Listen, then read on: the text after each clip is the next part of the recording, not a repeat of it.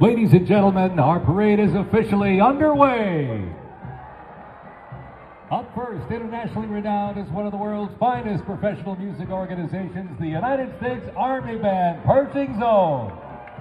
They are the premier music organization of the U.S. Army, our nation's most senior service.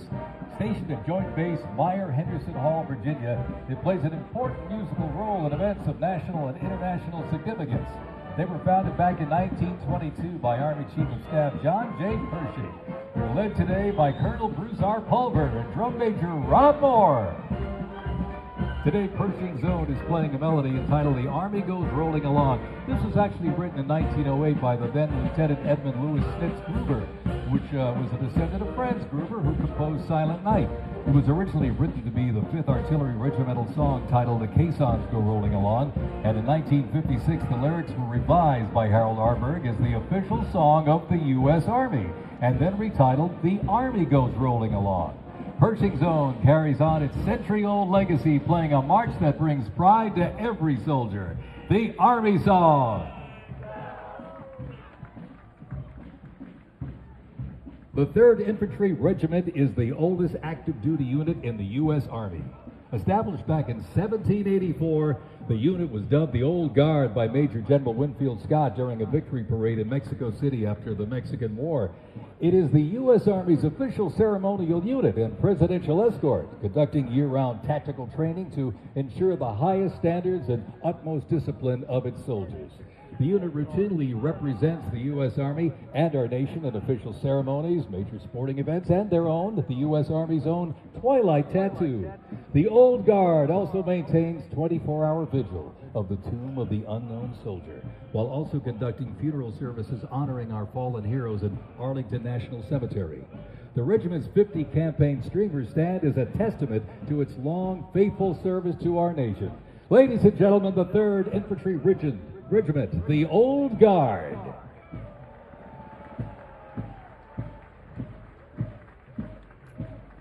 In 1775, the shot heard round the world at Lexington and Concord sparked a revolution, uniting 13 colonies and forging a continental army from farmers and frontiersmen.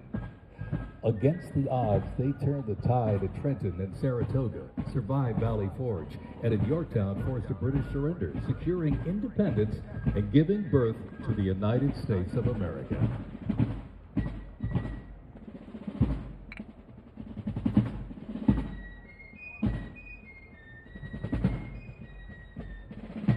Before radios and field phones, sound was the signal.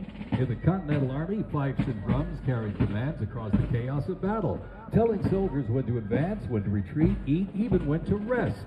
That legacy actually lives on today with the U.S. Army Pipe and Drum Corps, part of the 3rd Infantry Regiment known as the Old Guard.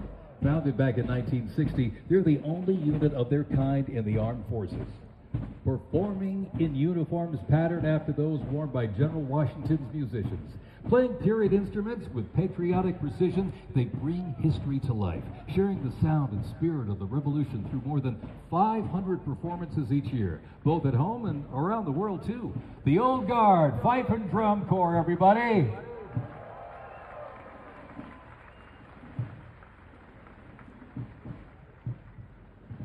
And now, from high above, ladies and gentlemen, celebrating 250 years, your United States Army parachute team, the Golden Knights. Descending at over 120 miles an hour, the Golden Knights are using flexible wing gliders to maintain their formation. They open their main canopy simultaneously and negotiate the softest possible landing. I'll tell you, they can't hear you, but they sure can see you. You can give them a great big wave, ladies and gentlemen, the Golden Knights, the finest parachuting team in the world.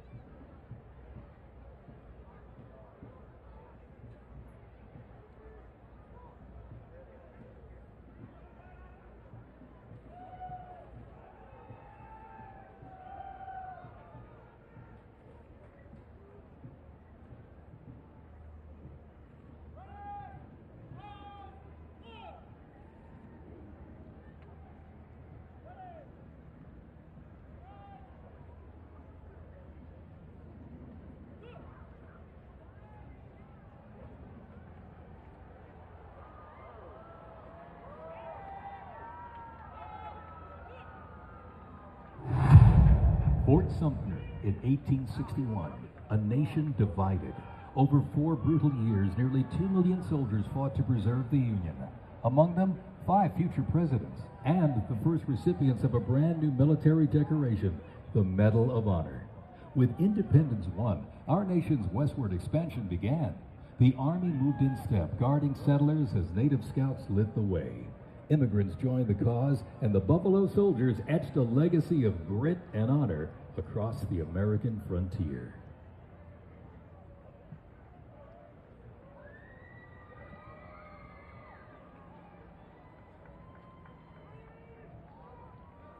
As they march by, a soldier's uniform signals their duty, their role, and their readiness. And by the late 1850s, official regulations outlined distinct looks, shaping the Army's identity and function across the force. Soldiers were issued 2 coats.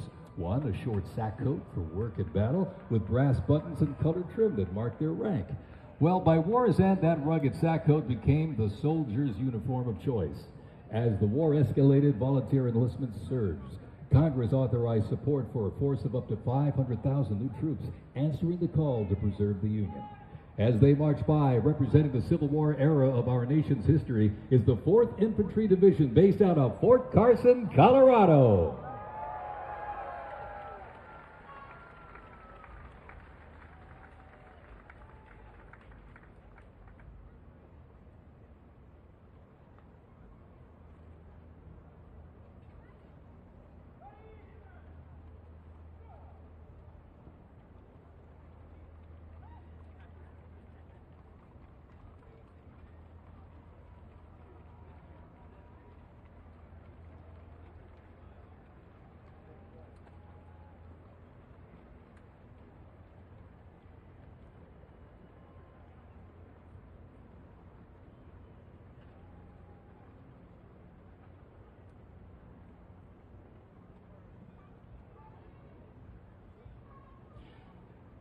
From Fort Cavazos, Texas, home of legends, the 1st Cavalry Division rides with pride. Born from the thunder of horse cavalry traditions of the Civil War, the 1st team forged its reputation on the front lines of history. They stormed Manila with the flying column, charged into Pyongyang as the first to breach the line and face the brutal crucible of Ia Drang, the first of 13 named campaigns in Vietnam where they proved their mettle. Today, that same warrior spirit lives on. You'll know the name, and you'll know them by their iconic cap hats, elite soldiers, and cutting-edge equipment. Tough, fit, fearless. The 1st Cavalry Division is a lethal, disciplined force that stands ready to fight and win anywhere, anytime, and the legacy rides on. This is the CAV.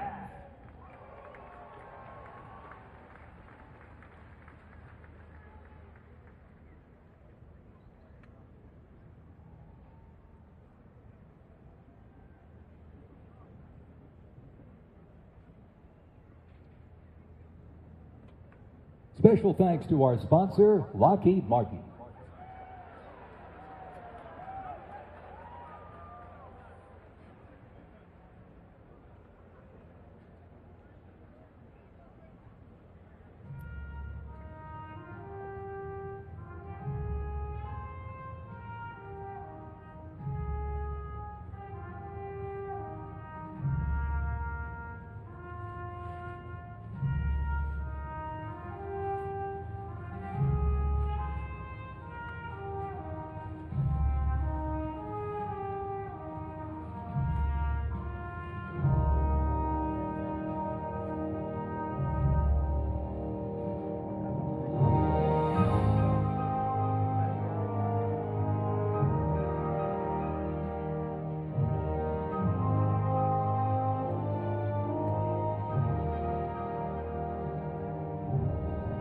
In 1914, years of escalating competition between European alliances culminate in the outbreak of the First World War. The 2 sides engage in a savage war of attrition, defined by opposing trenches, barbed wire, poison gas, and mass casualties. The United States initially maintained its neutrality, but was eventually drawn into the conflict in 1917. Despite having less than 130,000 soldiers at the beginning, the Army eventually grew to over 4 million, with nearly 2 million soldiers serving in Europe.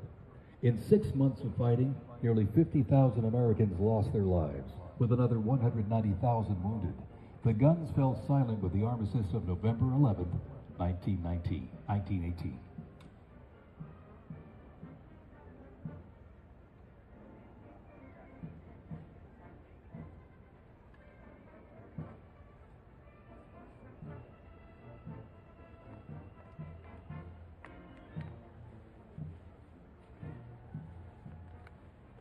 We continue on with more USA World War I rolling stock. This 1918 Dodge touring car was part of the legendary 1919 Transcontinental Convoy. 3,251 miles and 62 grueling days across the Lincoln Highway. Now remember, no pavement, no GPS, and no power steering. Just grit, determination, and the drive to push Army mobility into the future. This car literally helped pave the way for the roads we rely on today, and reminds us, when the Army moves, the nation follows. The 1918 Dodge touring car.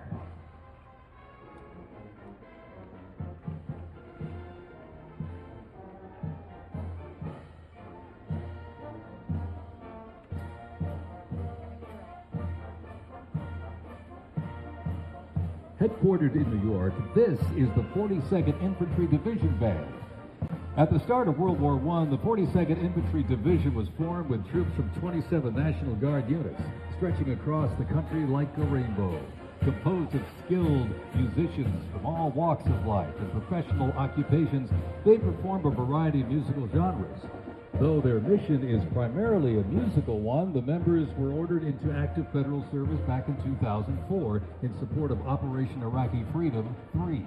The band has also served in support of numerous state active duty missions, including cleanup efforts following Hurricane Sandy, distribution support during COVID-19, and recently, support for New York State Corrections. Commanded by Chief Warrant Officer 2, Ethan Wagner, and led by Drum Major Sergeant First Class Drew Gans, the band is performing Over There, written in 1917 by Broadway composer and recipient of the Congressional Gold Medal, George M. Cohan. Representing the World War I era is the 82nd Airborne Division, based out of Fort Bragg, North Carolina. You'll notice the unit is wearing replica World War I uniforms signifying the soldiers who served our nation during this time. When the Americans entered the Great War, our soldiers, under the command of General Blackjack Pershing, hit the trenches in the new standard. It was the olive drab winter service uniform. Now on their heads you'll see a steel helmet with sand-textured paint built to deflect deadly shrapnel from above. Not bulletproof, but battle tough. Nicknamed the Pershing boot, on their feet was the M918, 1918 French boot. It was designed to survive the brutal grind of trench warfare. And on their backs, the field pack, rations, ammo, first aid, and a gas mask. Everything a doughboy needed to fight and to win.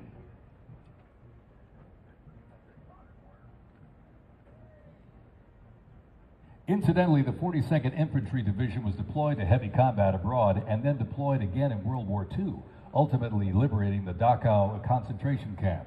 The 42nd responded to the terrorist attacks on 9/11. Later, with the war on terrorism, the rainbow stretched across the world again, deploying in Iraq and Afghanistan.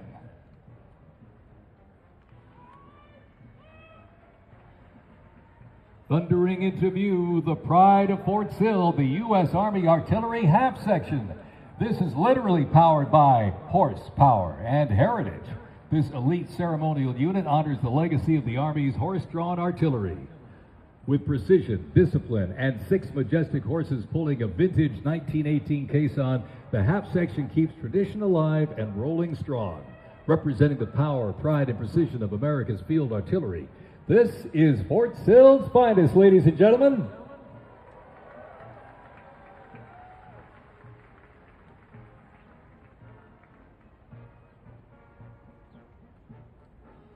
Special thanks to our sponsor, Form Energy.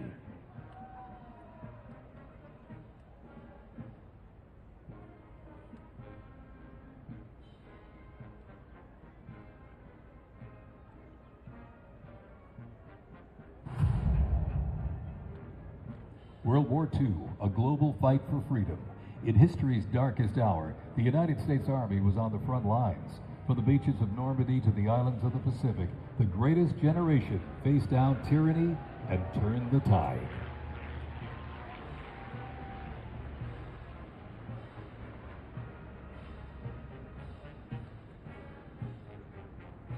From bombers to fighters to transports, U.S. Army aircraft started to thunder across the skies in World War II. And take a look up there, ladies and gentlemen. Flying overhead right now. They are fast, they are fierce, and famously used in the Doolittle raid over Tokyo. Leading up front, the mighty B-25 Mitchell. Up next, the Cadillac of the sky, the P-51 Mustang. From the sky, we're back down on the ground. In World War II, one vehicle led the charge, the legendary quarter-ton 4x4 command recon vehicle, the Jeep. You might have a Jeep in your driveway, but not like this. The U.S. Army truck quarter-ton 4x4 command reconnaissance, better known as the Jeep, was an iconic vehicle of World War II and was the world's first mass-produced four-wheel drive vehicle. The Army used the Jeep for almost every military activity, including command vehicles, scout cars, and medical ambulances. Fast, rugged, the Jeep became a symbol of American ingenuity.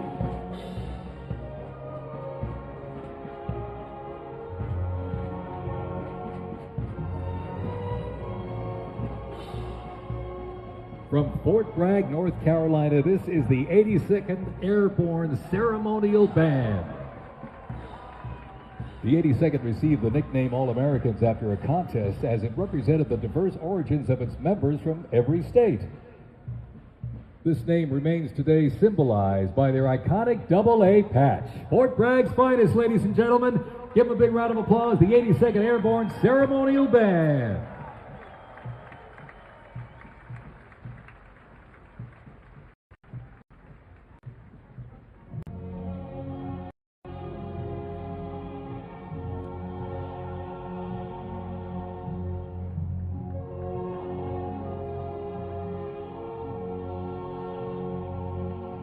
In a global fight like World War II, the U.S. Army knew our troops needed more than courage. They needed innovation. Uniforms evolved for every environment, but olive drab remained the mark of the American soldier. Shaped by lessons from the trenches of World War I, the Army introduced two battlefield essentials: the M1 helmet, tough, stable, and built to protect under fire, and the M1 Garand rifle, powerful and fast, it gave American troops a very clear edge. General George S. Patton called the M1 rifle the greatest battle implement ever designed, and history proved him right.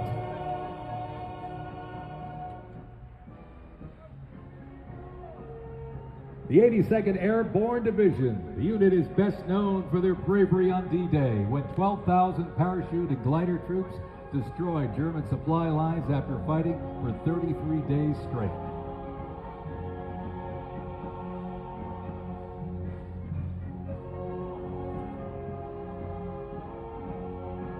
The 101st Airborne Division, based out of Fort Campbell, Kentucky, traces its lineage back to 1918, when it first established as the 101st Division. Known for their ability to rapidly deploy across the world, the unit has held a crucial role in operations since its inception. From parachuting behind enemy lines on D-Day to leading helicopter assaults in Vietnam, the 101st redefined modern warfare. In the 50s, the Screaming Eagles stood tall at home, protecting the Little Rock Nine during the fight for civil rights. In recent decades, they've been sent across the world with stints as far as the Middle East, where they took part in Operation Desert Storm and participated extensively in the war on terrorism in Iraq and Afghanistan. The Screaming Eagles continue to lead the way as tomorrow's division in today's Army.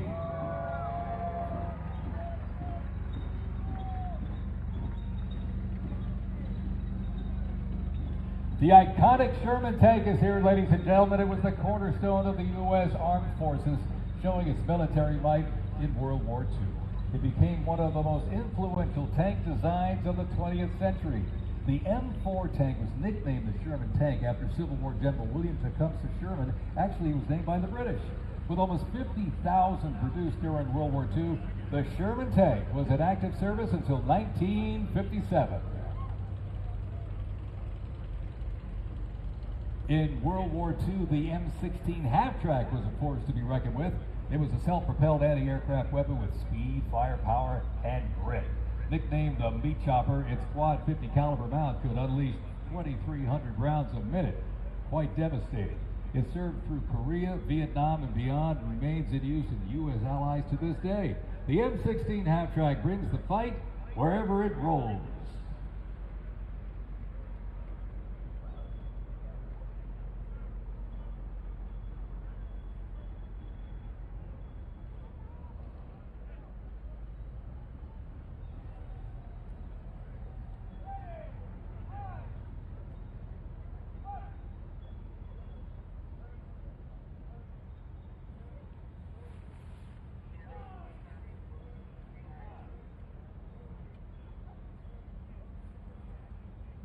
The U.S. Army Transportation Corps motto states, "Nothing happens until something moves."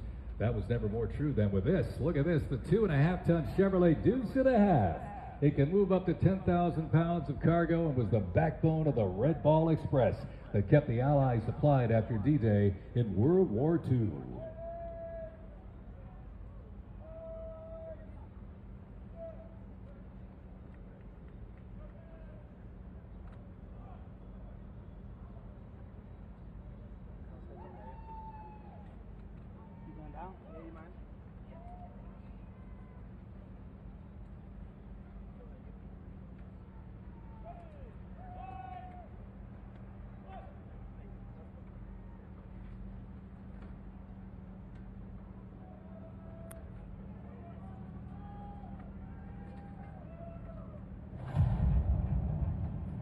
The Korean War, often referred to as the Forgotten War, began on June 25, 1950, with the North Korean Army's invasion of South Korea. A coalition of South Korea, the United States, and other United Nations members defeated the invasion and advanced into North Korea. The coalition fought and defeated 2 Chinese offensives in the spring of 1951. Armistice negotiations began shortly after that defeat in July of 1951 until the armistice was signed 2 years later in 1953. Combat consisted of small attacks, raids, and patrolling. During this war, the United States deployed approximately 6.8 million military forces to the Korean Peninsula.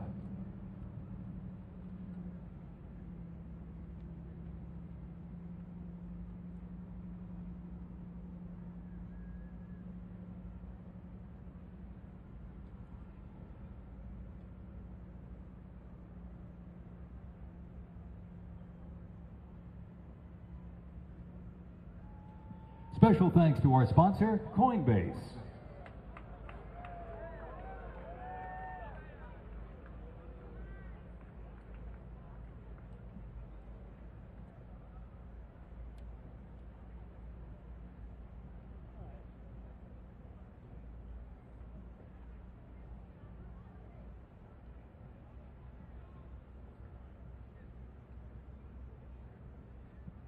The M151 kept rolling along as the lightweight, high-mobility, general-purpose vehicle replacing the famed World War II Jeep back in 1961.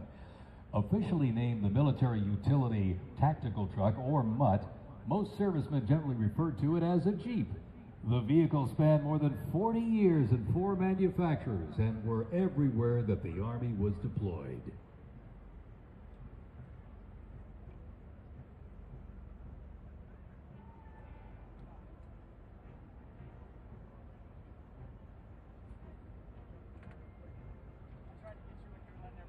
Another rolled by earlier, and at 2.5 tons, this Deuce and a half, the M35A2 classic military transport truck, was a mainstay of the U.S. Army for decades, particularly during the Vietnam War and Operation Iraqi Freedom.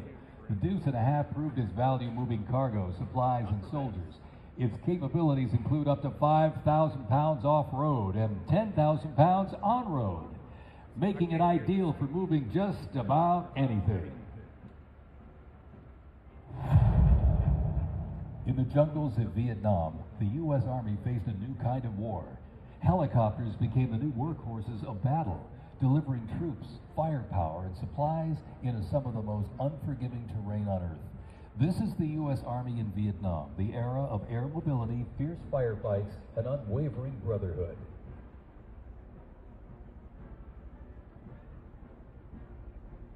And over the music marching through, the roar of these legendary Army helicopters takes to the air. Flying overhead right now, they help define the Vietnam War. That staccato beat of the rotor blades was a welcome sound to many troops mired in combat. From transport and medevac to close air support and reconnaissance, they brought the fight to the front and pulled the wounded to safety. The OH-6 Cayuse scouted the terrain with unmatched agility. The AH-1 Cobra, also nicknamed the Snake, brought serious firepower. Its slim design, as you can see here, helped it survive and thrive in hostile environments to protect soldiers below. And the icon of the era, the UH-1 Huey, the first turbine-powered helicopter in service with the U.S. military. There was nothing the Huey couldn't do. General support, air assault, cargo transport, medic evacuation, and ground attack missions. The Cayuse, Cobra, and Huey, ladies and gentlemen, three iconic Army symbols in the sky.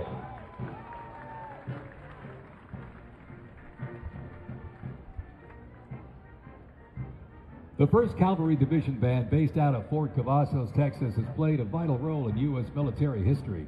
Since its origins back in 1855 as the band of the 2nd Cavalry, it has supported operations from the Civil War to Desert Storm. Over time, it's evolved into a powerful force using music to strengthen bonds between soldiers and engage with communities. From World War II in Korea to the Vietnam War in Bosnia, the 1st Team Band has enhanced morale and upheld the division's enduring legacy. Today, the band continues its mission using music to shape perceptions, foster trust, and promote national Army and division interests. Standing ready to serve, it remains an enduring symbol of the 1st Cavalry Division's legacy and commitment to duty. The band performs Hit the Leather and Ride on march composed by Captain Robert Meredith Wilson. This piece reflects the cavalry's transition from horses to mechanized warfare, capturing the speed, the resilience, and the tradition of the division. From Fort Cavazos, Texas, everybody, the 1st Cavalry Division Band.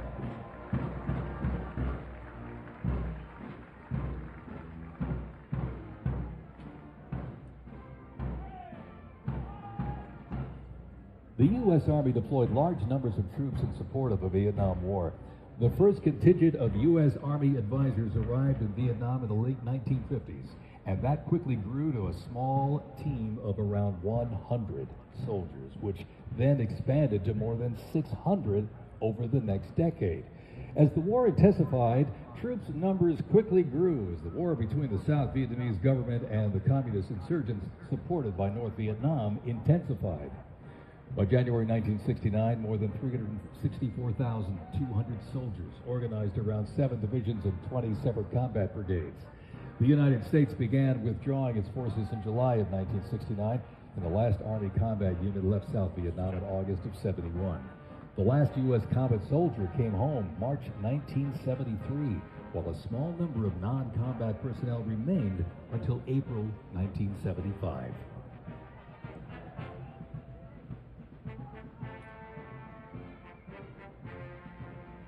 Representing the Vietnam War era is the 101st Airborne Division based out of Fort Campbell, Kentucky.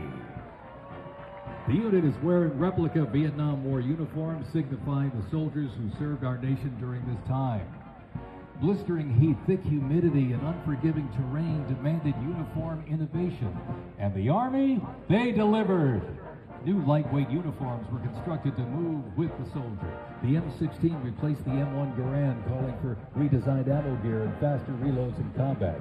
Body armor got smarter, jackets and trousers got lighter, and field equipment was reimagined to meet the mission head-on. Gone were the heavy Mickey Mouse boots, replaced by canvas tropical combat boots that offered better grip, faster drying, and all-day endurance.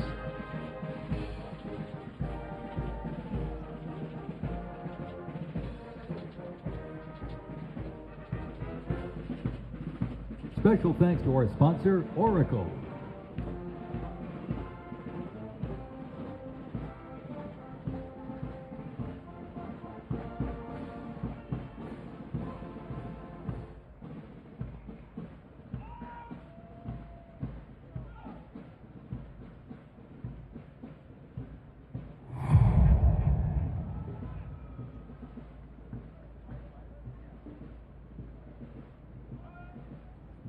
When Saddam Hussein's Iraq invaded Kuwait in August 1990, the U.S. Army deployed to Saudi Arabia to deter and further Iraqi aggression in the region for what was known as Operation Desert Shield. By the fall, more than 750,000 troops comprising U.S. service members and coalition partners from more than 30 countries had assembled in the Saudi Arabian desert. In mid-January 1991, the U.S.-led coalition began Operation Desert Storm, which kicked off with an intensive air campaign designed to knock out key Iraqi infrastructure and weaken Iraqi forces. The ground offensive was launched in early 1991, where military forces overwhelmingly destroyed enemy tanks and vehicles. After only 100 hours of ground combat, coalition troops liberated Kuwait, and the Gulf War ended with Iraq's surrender.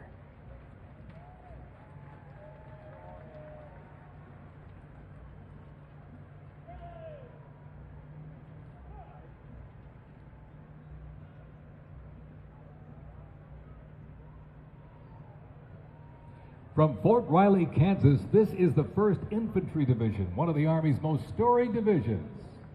Nicknamed the Big Red One because of the distinctive red on their unit patch, as the oldest continuously serving division in the U.S. Army, the unit has participated in every major operation since World War I, living up to its motto, no mission too difficult, no sacrifice too great, duty first. The 1st Infantry Division was originally established as the 1st Expeditionary Division in 1917 and spearheaded the American Expeditionary Forces in France during World War I. In World War II, the Fighting First stormed Omaha Beach on D-Day and liberated Nazi concentration camps. The highly decorated unit has had 37 members of the Big Red One awarded the Medal of Honor. In Washington, D.C., the 1st Division Monument stands in President's Park, memorializing those who died while serving in the 1st Infantry Division. Ladies and gentlemen, they are the Big Red One, the 1st Infantry Division.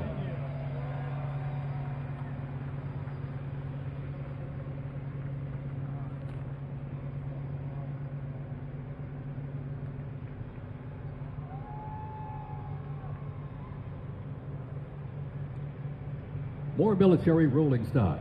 During Operation Desert Storm, the M2 Bradley fighting vehicle proved its value on the battlefield. It is fast, it is tough, and it is lethal.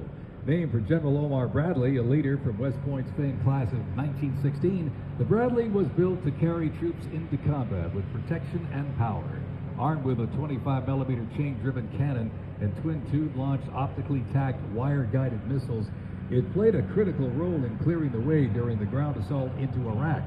While the Paladin looks and sounds like a tank, it is technically a self-propelled howitzer that was first introduced back in the 1960s. Over the years, it's been upgraded to perform in versatile battlefields from Vietnam to the Soviet Union to Iraq.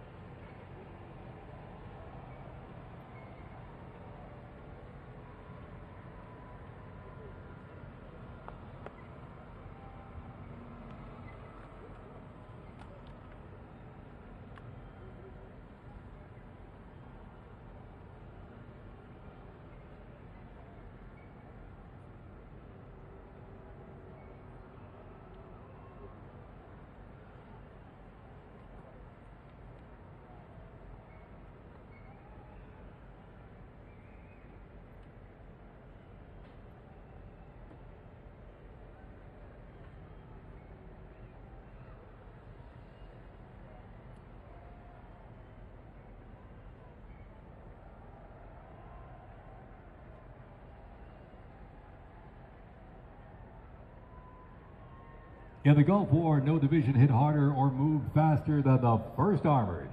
The 1st Armored Division, nicknamed Old Ironsides, is the oldest, most recognizable armored division in the United States Army. As part of the buildup for World War II, cavalry and reconnaissance units were brought together to form the 1st Armored Division in 1940. In the Gulf War, no division hit harder or moved faster than the 1st Armored. Old Ironsides really led the way.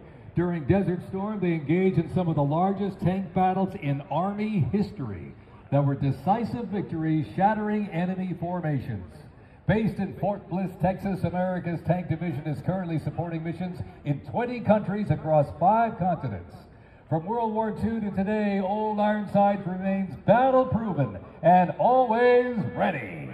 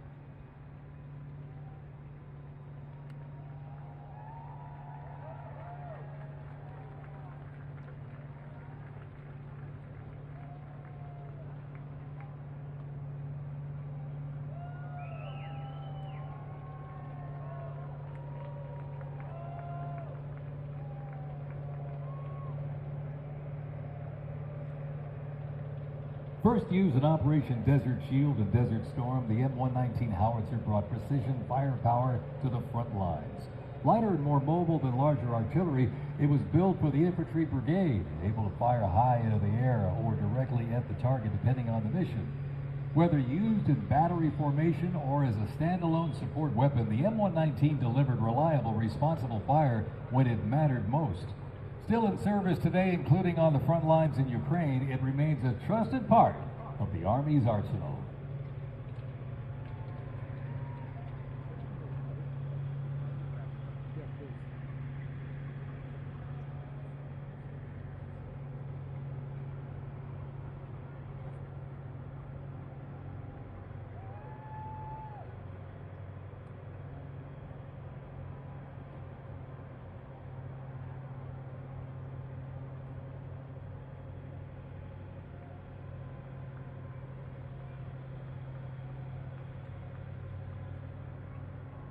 Special thanks to our sponsor, UFC.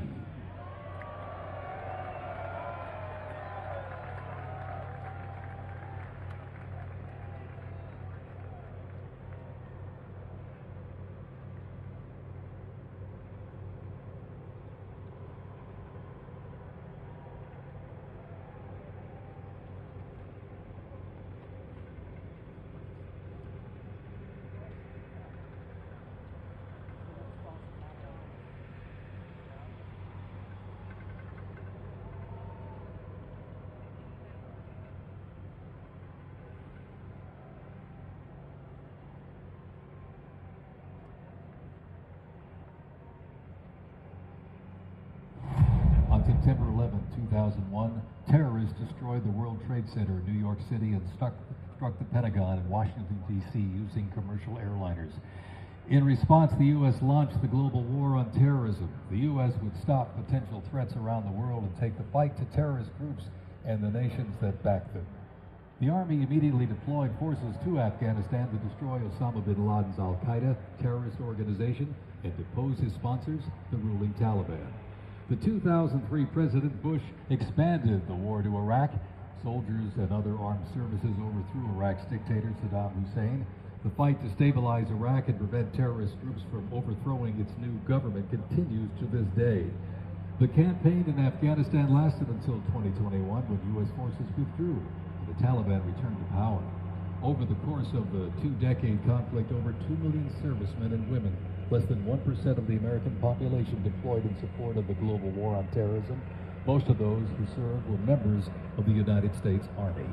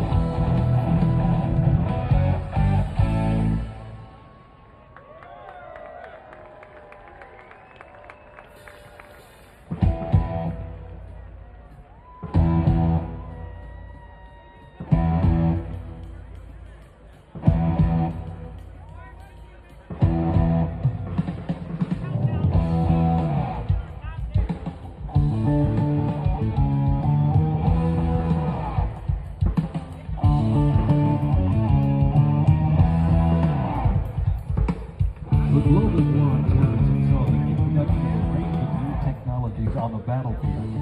The 8-wheeled Stryker Armored Combat Vehicle is the first military vehicle to enter service in the U.S. Army since the Abrams tank back in the 1980s. The vehicle was developed to fill a gap in the Army's inventory between a lighter infantry and heavy armored unit. The Stryker Armored Combat Vehicle enables the team to maneuver in boats at urban terrain, plus provide protection in open terrain, and transport infantry quickly to critical battlefield positions. The first Stryker vehicles were fielded back in 2002, with the first Stryker Brigade combat team deploying to Iraq in 2003.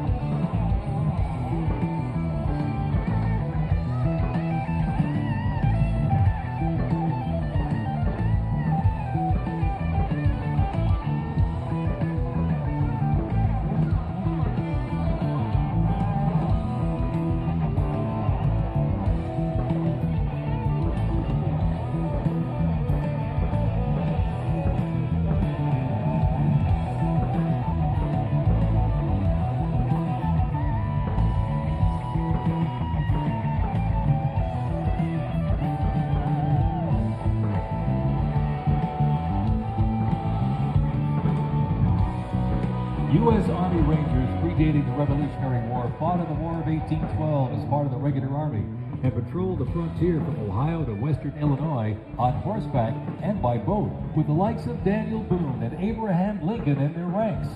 After the 9/11 terrorist attacks, Rangers were called upon to lead the way in the global war on terrorism. As part of the U.S. Army Special Operations Command, the 75th Ranger Regiment, based out of Fort Bragg, North Carolina, represents a lethal, agile, and flexible force capable of conducting many complex joint special operations missions.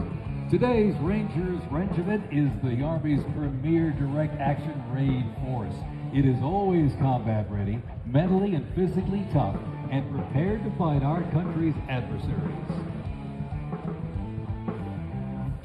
The U.S. Army Special Operations Command is an elite group of individuals trained to lead and succeed in protecting the country from their threats.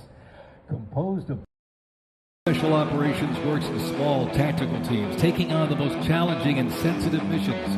Military legends to service members and civilians alike, they take on terrorists through quiet guerrilla war-style missions in foreign countries. Ladies and gentlemen, the U.S. Army's Special Forces.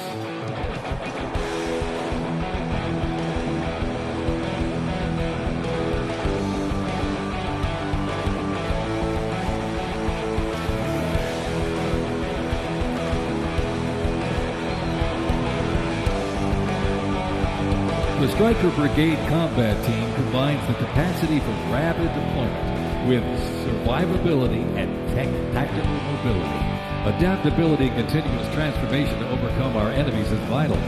Fighting an elusive enemy in distant places and at home requires new tools such as unmanned aerial vehicles for surveillance and the Blue Force Tracker to see real-time details of troop movements. The United States does not face the challenging international environment alone. Our network of allies and partners is an advantage that our adversaries can never hope to match. Over 80 nations have fought alongside the United States or assisted during the global war on terrorism.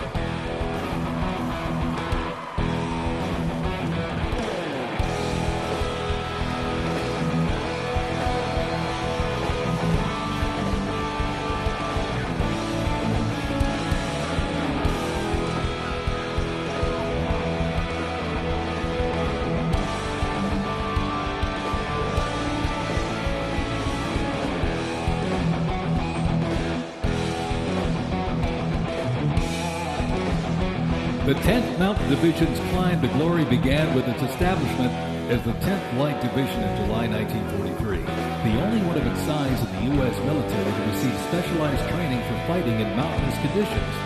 After periods spent inactive as a training division and as a standard infantry division, the unit returned to its roots in 1985 when it regained its Mountain Division designation. In the 1990s, the division participated in numerous humanitarian and peacekeeping operations. During the War on Terrorism, the 10th Mountain Division proved their mettle as light fighters through repeated deployments to Afghanistan and Iraq.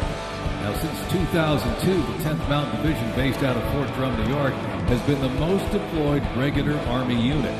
Its combat brigades have seen over 20 deployments to both Iraq and Afghanistan in support of Operation Iraqi Freedom and Operation Enduring Freedom. To show America's military might, they have one purpose: to deter war and, if ordered, defeat the enemies of the United States of America.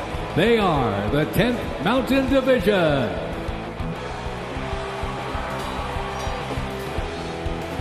Investments in cutting-edge systems, drone technology, and AI capabilities strengthen the force, equipping soldiers with tools they need to protect the country and defend democracy.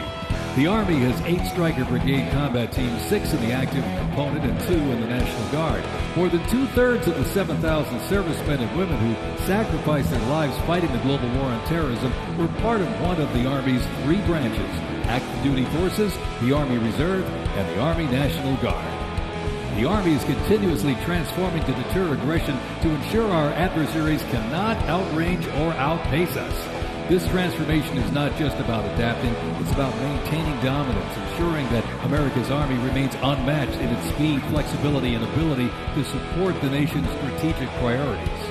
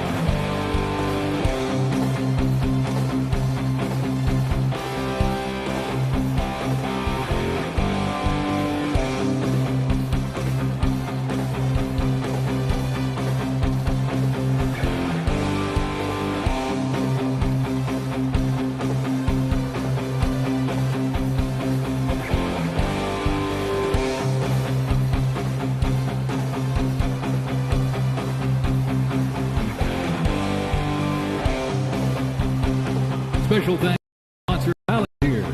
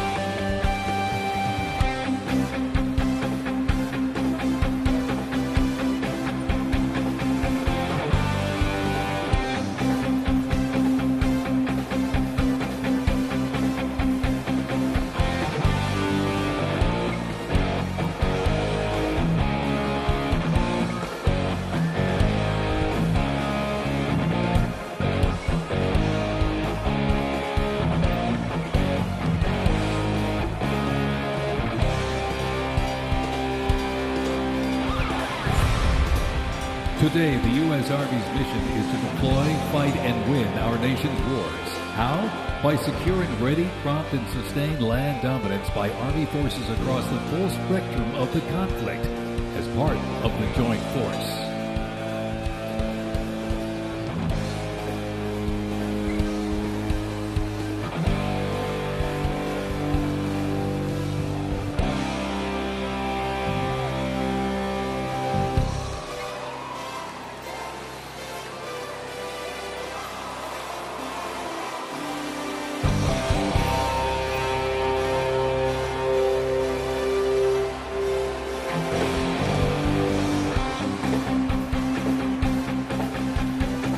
Keeping the Army forces battle-ready and nimble makes transportation for the U.S. Army a very vital element. Spread across the parade today, numerous fighting vehicles, some designed for very specific functions and others for flexibility, but they all must be maintained. With over 200,000 trucks alone, wheeled vehicle mechanisms ensure that the fleet of vehicles are ready, and these mechanics get the job done. This convoy starts with the M777, a lightweight howitzer. These lightweight howitzers may not look particularly lightweight, but are made from titanium. They are 7,000 pounds lighter than their predecessor, the old M198. Used by the Army since 2005, the M777 is currently being used in Ukraine. Weighing only 4,700 pounds, the M119 howitzer is smaller and is used by infantry brigades, particularly for air assault missions. It was first used in Operation Desert Shield and Desert Storm in 1991 and is also seeing active use in Ukraine.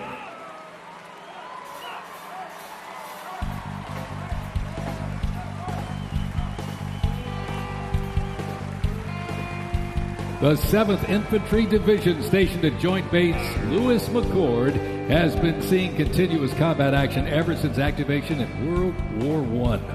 From Europe to the Aleutian Islands, Japan, Korea, Afghanistan, and the Pacific, the Bayonet Division boasts a proud history of answering the call of its motto, "Trust in Me," with resolute dedication. Sent to deployments and conflicts around the globe since it was founded, the division returned to Port Louis in 1971, its first time on American soil since 1934. The 7th Division, originally called the Hourglass Division due to their patch design, gained the nickname Bayonet Division during their deployment to Korea in June of 1950. At Incheon Landing and during the liberation of Seoul, they were credited with plunging the bayonet into the heart of the enemy, with 13 members of the division receiving the Medal of Honor. The 7th enables and sustains the combat readiness of 2 Stryker Brigade combat teams and a Combat Aviation Brigade.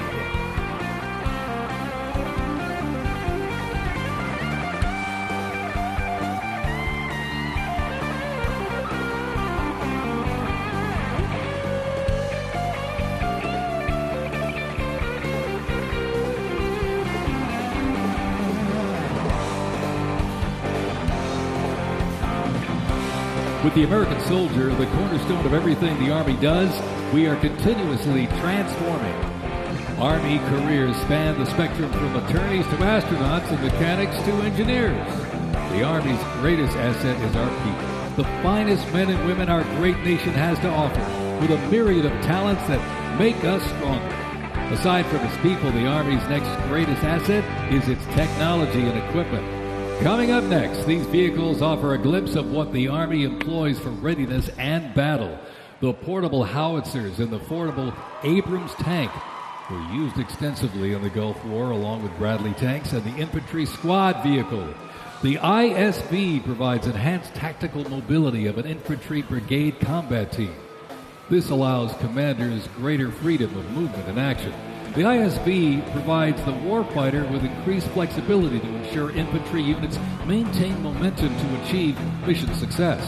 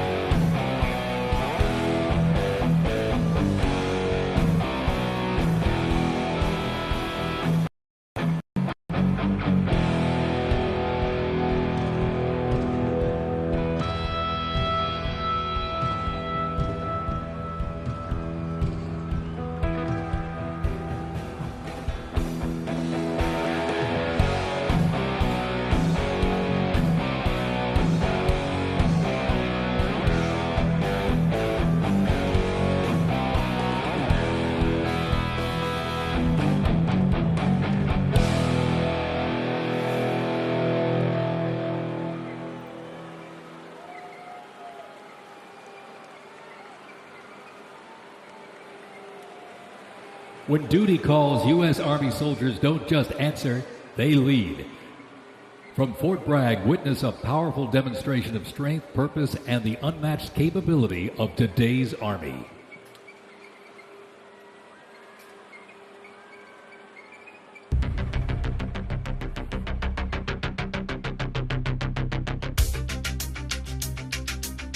The Army has made me see my potential, and I feel like it's molded me into a better person. I grew up in a very patriotic household. My grandfather, he served in World War II, and his brother, my uncle, served in Vietnam. I can do this. If they can do this, I can do this. When I was born, my dad was still serving in the military, and him coming home in his uniform, I'm like, yeah, I want to do that. Clear for takeoff. My motivation, I think it follows in line, I think, with what my family's done is kind of a sense of duty to serve our country and give back since it's given us so much. I'm a very, let's say, timid person, but definitely helped me become a more confident person.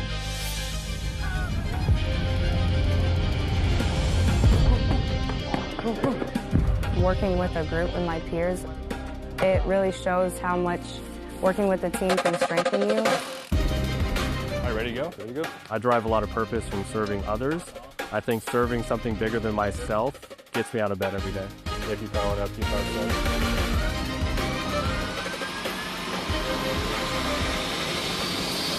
I definitely pushed myself further than I ever thought I could go.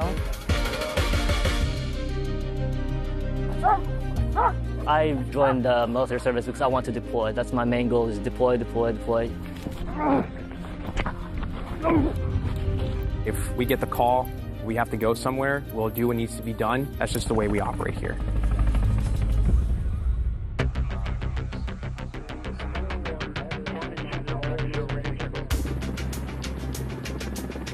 This is one of the few jobs in the nation where we all take an oath to say, I'm willing to put my life on the line for you, and they're willing to put their life on the line for me.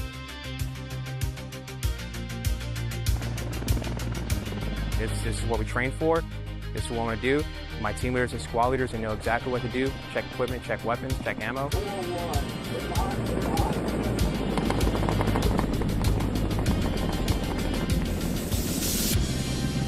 We're always ready to deploy within 18 hours and handle the mission at task.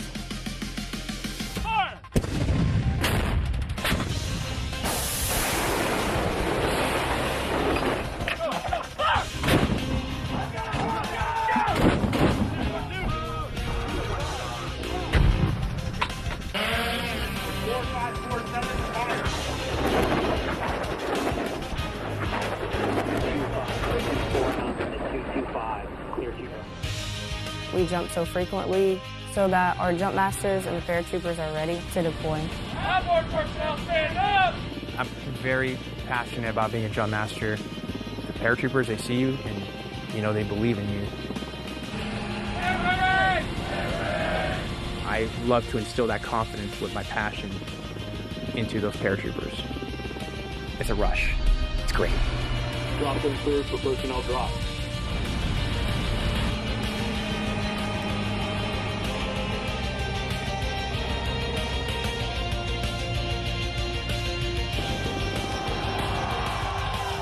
This week we honor 250 years of valor and glory and triumph by the greatest fighting force ever to walk the face of the earth, the United States Army. For 2.5 centuries, our soldiers have marched into the raging fires of battle and obliterated America's enemies. I love the Army. It is a great place to set yourself up for success, to prepare yourself for the future. God bless you, God bless our soldiers, and God bless the U.S. Army.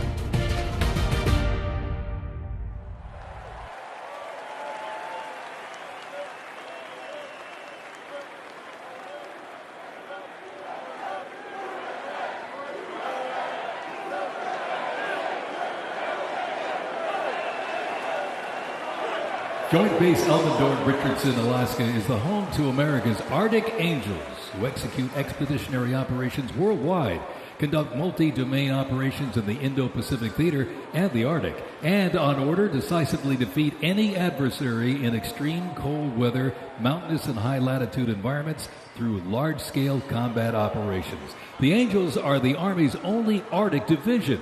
Masters of Arctic warfare, the 11th serves worldwide in all climates. Established in November of 1942, the Angels of the 11th Airborne Division led the way in the Philippines during World War II and spearheaded an amphibious invasion of Luzon and distinguished themselves during the liberation of Manila. After periods spent inactive and stationed in Germany from 1963 to 65, the division operated as the 11th Air Assault Division with the mission of testing and refining the Army's helicopter-centric air mobility doctrine. Activated once again in June of 2022, they remain dedicated to defending America's interests throughout the Arctic, in Alaska, and beyond. The 11th Airborne Division, America's Arctic Angels.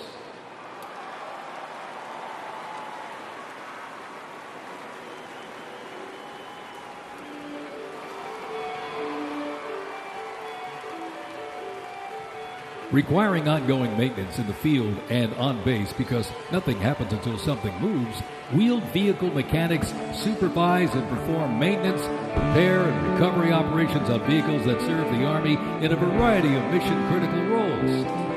Included in the array of mobile artillery such as Paladins and the Abrams tank is the Joint Light Tactical Vehicle known as the JLTV. It's highly adaptable, providing protected and sustained mobility for personnel and payloads. The JLTV is known for its off-road capability while providing armor against small arms and improvised explosive devices. The JLTV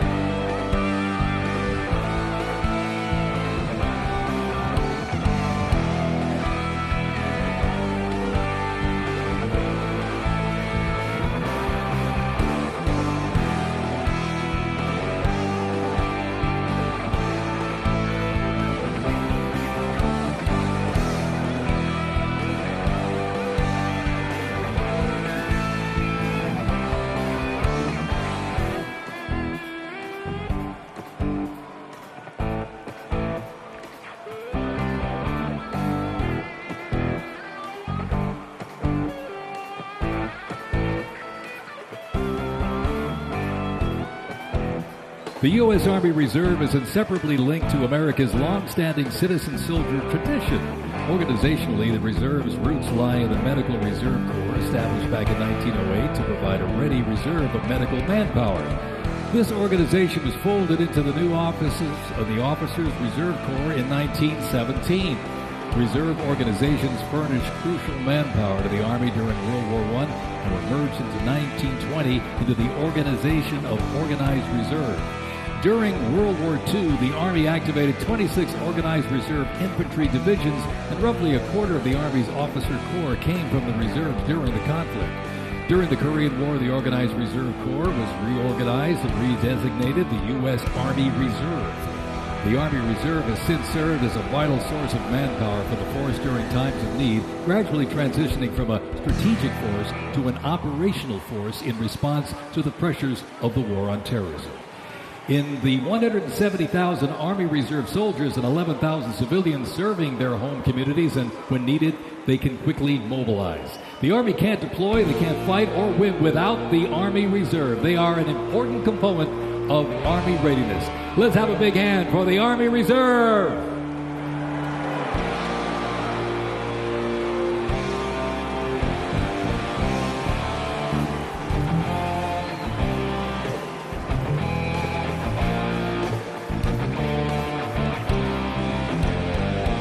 Today and tomorrow's Army looks to increase safety and survivability, create efficiency, and streamline processes. The Stryker is a great example of assessing evolving needs and developing the solution. Strykers provide a balance between heavy armor and infantry brigade and combat teams.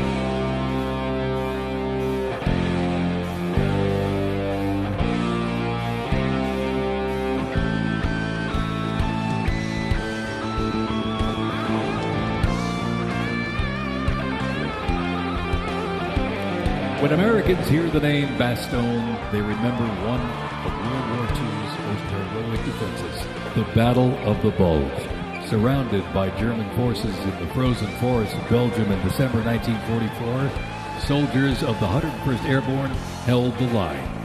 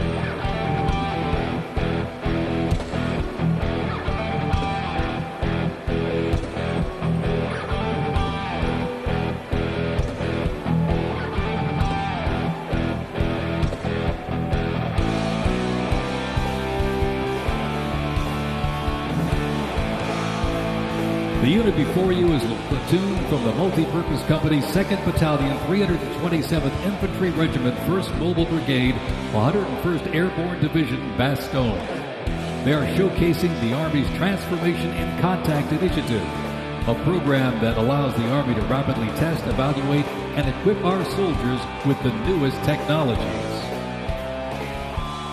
Modern, mobile, and mission-ready, the Bastogne Brigade continues to adapt to new threats while staying rooted in the fierce resilience that defined its birth. They are carrying the next-generation squad weapons, the XM7 and XM250, both equipped with the XM157 optic. The vehicles are the infantry squad vehicle, a new mobility asset that can rapidly move through most terrain types. The trailer is the S-MET, and it's capable of carrying heavy loads under its own power through restrictive terrain. This platoon is equipped with 3 types of small unmanned aerial systems. They are the Ghost X, located on the S-MET, the C-100, and right above us there, the X-10D, which are flying above the formation right now.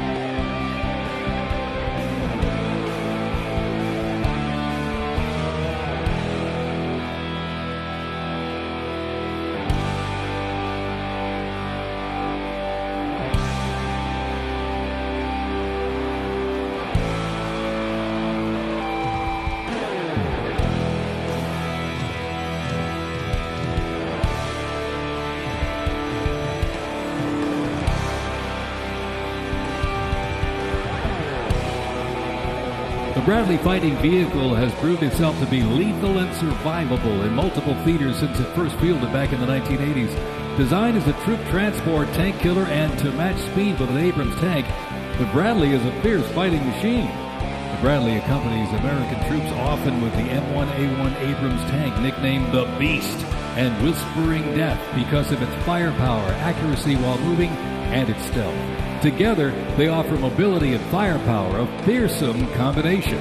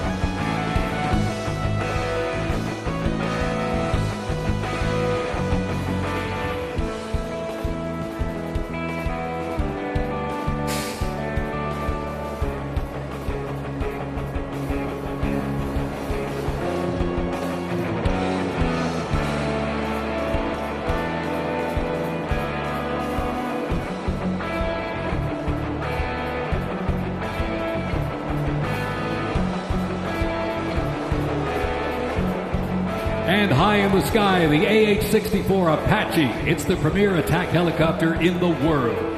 The Apache entered service in the mid-1980s and continues to evolve and modify to meet worldwide threats. It can deliver intense fire on the battlefield with an array of aerial rockets, guided Hellfire missiles, along with 30-millimeter cannon fire. The aircraft you see here is configured with a sophisticated targeting radar system and can operate in poor visibility and in the black of night. With more than 1,280 aircraft in operation accumulating over 5 million flight hours, 1.3 million of which have been in combat, the AH-64 Apache represents the backbone of the U.S. Army's attack helicopter fleet and a growing number of international defense forces.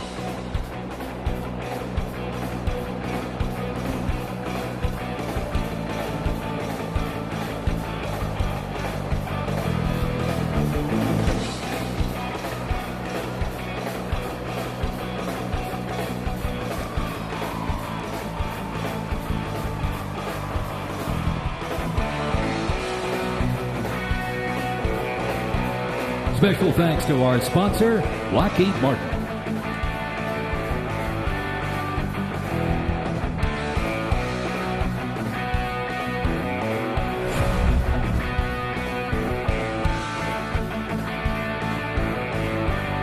Now, let's roll on to the future of Army readiness. The Army Research Laboratory robot dogs reflect the latest in Army innovation. Look at this. Much like a true canine, these robots can go where soldiers cannot. They have increased mobility, improved tactical awareness, reduced risk to soldiers, and enhanced teamwork. Replacing soldiers, robot dogs can explore terrain that may be difficult for soldiers to traverse, dispose of explosive ordnance, and act in defensive posture or aggressive capacity when armed.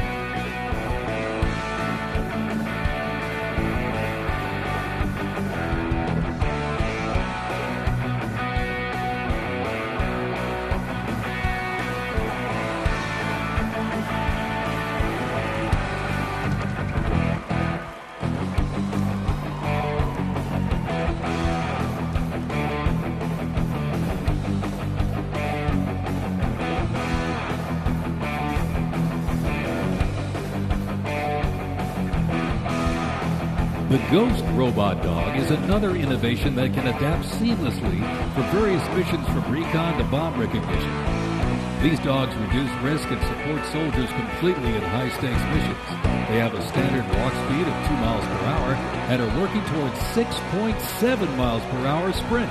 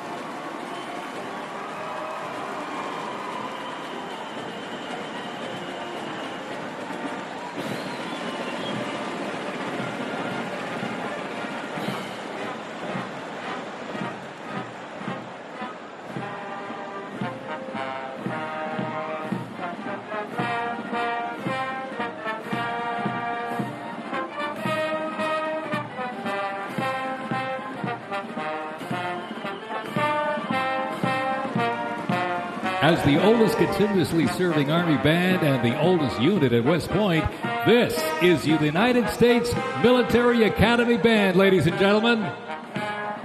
West Point Band traces its history to a single drummer and fifer appointed by George Washington during the American Revolution. Over the next 2 centuries, this band evolved into one of the most capable and versatile performing groups in the world.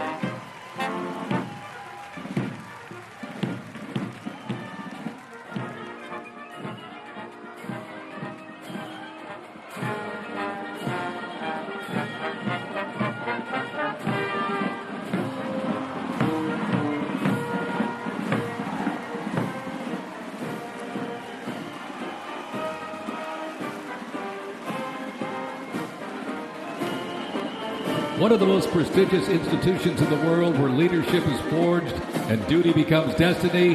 This is West Point, where Army leaders are made. With the motto of duty, honor, and country, West Point trains the best and brightest to serve their country as Army officers. Founded back in 1802 by President Thomas Jefferson, West Point is the home of the Long Gray Line, a legacy of courage and excellence that includes 77 Medal of Honor recipients, 2 U.S. presidents, Grant and Eisenhower, and numerous generals, including John J. Pershing, Douglas MacArthur, and Norman Schwarzkopf.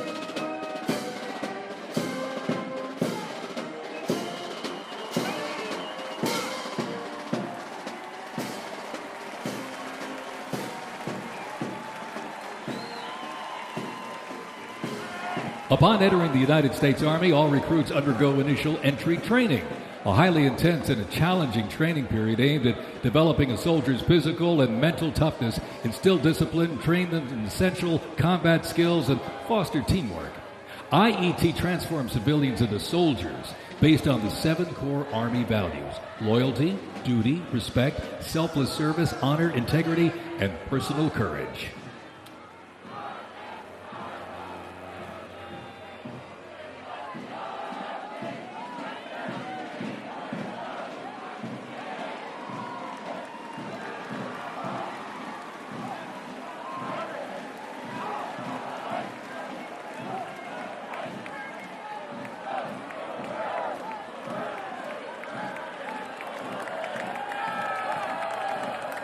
The Virginia Military Institute, on a mission to produce citizen soldiers, men and women educated for civilian life, prepared to serve their country in the armed forces.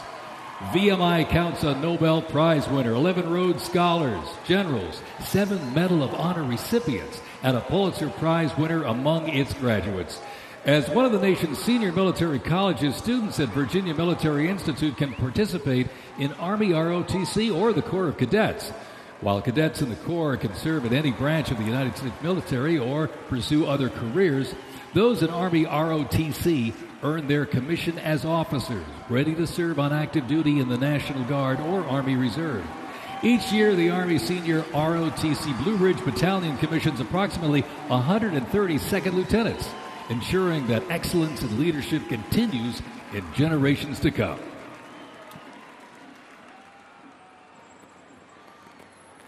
The Citadel, the Military College of South Carolina, offers students the opportunity to participate in Army ROTC or the Historic Corps of Cadets. Founded in 1842, the Citadel is the 3rd oldest of the senior military colleges and is known for its Corps of Cadets living and studying under a classical military system that makes leadership and character development essential. While military service is not required at graduation, more than 120 students earn their commission each year through the Army Senior ROTC Palmetto Battalion, playing a vital role in shaping the future.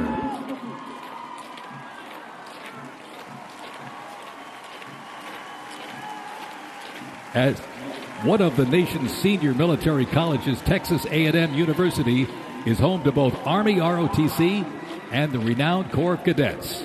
The Corps of Cadets' central purposes has remained building individuals that exemplify respect, excellence, leadership, loyalty, integrity, and selfless service. Students at the university who participate in the Army ROTC earn their commission as officers ready to serve on active duty in the National Guard or Army Reserve. Each year, the Army Senior ROTC Warrior Training Battalion at Texas A&M proudly commissions more than 90 second lieutenants and is honored to shape the future leaders of the U.S. Army.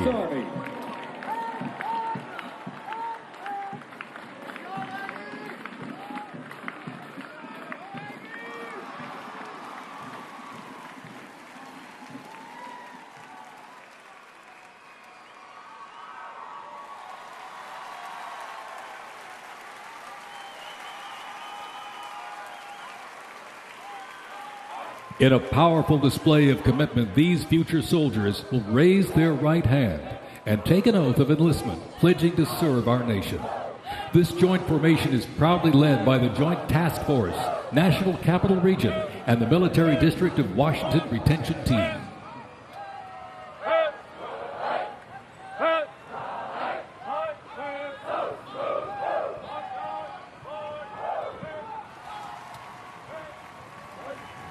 shaping tomorrow's Army. West Point's most inspiring cadets remind us that America's future is courageous and in capable hands.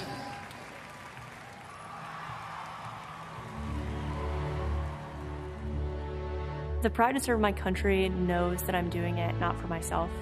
Every day I put on the uniform, I'm not just representing Caroline Robinson. I'm representing my company here at the Academy. I'm representing West Point. I'm representing the United States Army, and ultimately, I'm representing the United States of America. I really came to West Point because belief in the American dream and giving back to our country.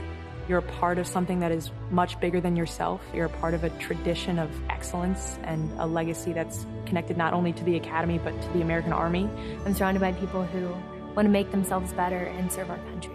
Excellence is their baseline, and that to me is what it means to be a West Point cadet. From the earliest days of our nation, this supreme tradition of American military service has been passed down from soldier to soldier and generation to generation, and it's a beautiful thing to watch.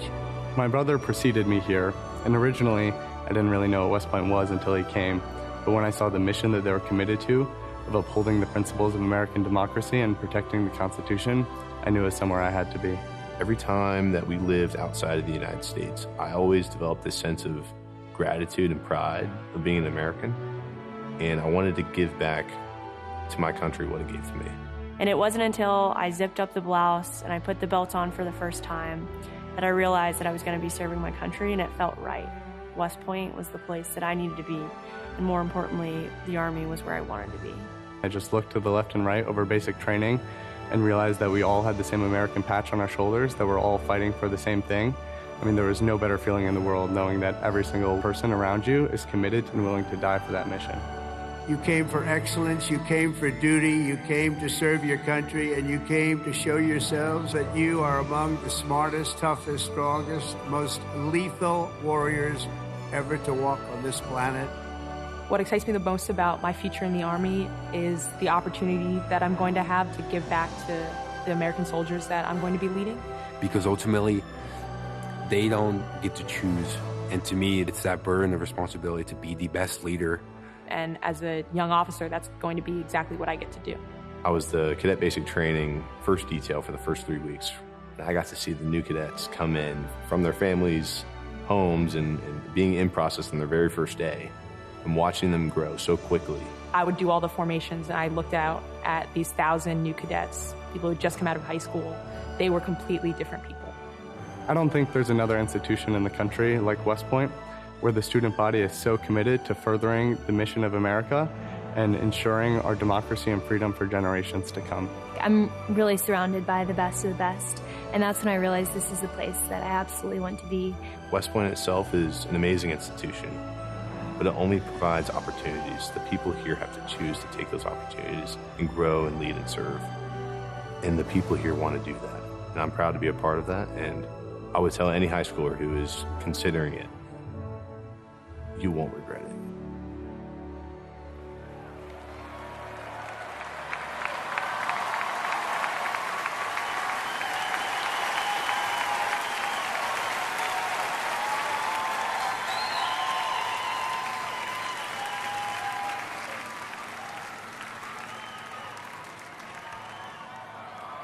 Left.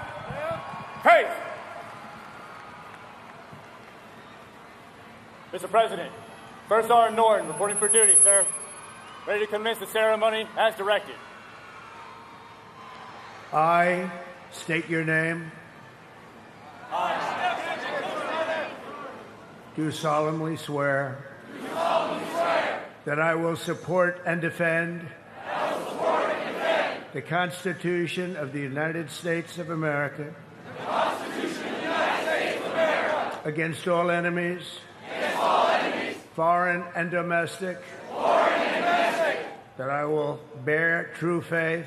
That I will bear true faith. And allegiance to the same. And allegiance to the same. And that I will obey the orders.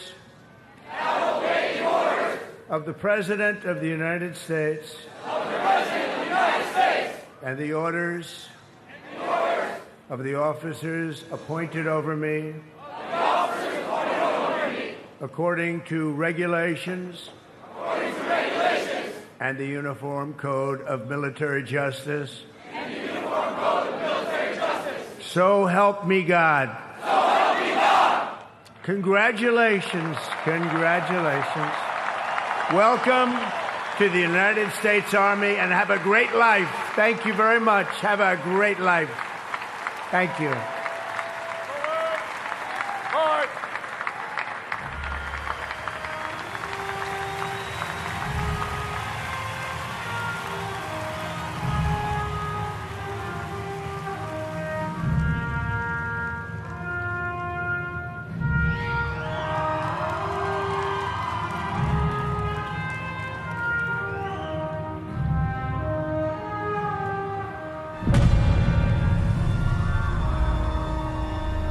Ranger School is the best life insurance policy for our Army.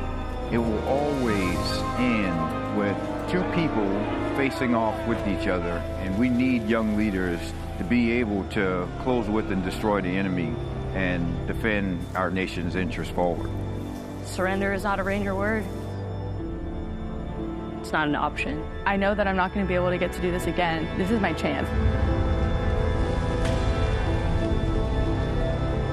It all starts at the legendary Ranger School, the crucible where these elite warriors are forged. It has been described as the longest approved gut check in the Army. Over 62 days, students will patrol hundreds of miles over mountains and through swamps under the crushing weight of their equipment. All the while, they are deprived of both food and sleep, forced to perform at the very edge of their physical limits. But it's not just the physical challenges that make Ranger School so intense. The mental strain will break these soldiers down to their core. If I have a come-to-God moment, I have to take my PC off my patrol cap. And on the inside of that, my commander gave me a Ranger tab, the yellow and black one that you get during graduation. And I pinned it to the inside of my PC. Ranger School is not for the faint of heart, but for those who are up to the challenge, it is the ultimate proving ground. They already didn't have enough beds for people in our company. And our eyes reminded us that we don't have enough beds because there's not going to be this many people by tomorrow. Just a slight reminder that there's too many of you anyways, and not all of you are going to pass. Rangers, if you don't figure it out, you're about to get another casualty. It's completely different than what people would think Ranger School is like, but you can't put that into words, so it's hard to tell somebody something that you have to experience for yourself. They got a saying, it's called as the tab turns. So Ranger School is continuing to change and to develop, but at the end of the day, it is the same, right? They're always going to put you in scenarios that is going to test with your ability to actually make decisions on the ground. As you go through Ranger School, it is a gut check. It's going to check you out. And what's going to get you through it is whether you have it or not. Thousands and thousands of soldiers train all their lives to come here, prepare themselves to come to Ranger School, and only a few hundred leave here every class with the tab. It's not for everyone. I'm not going to leave until I get it, so just buckle down, stop complaining, and just get the job done.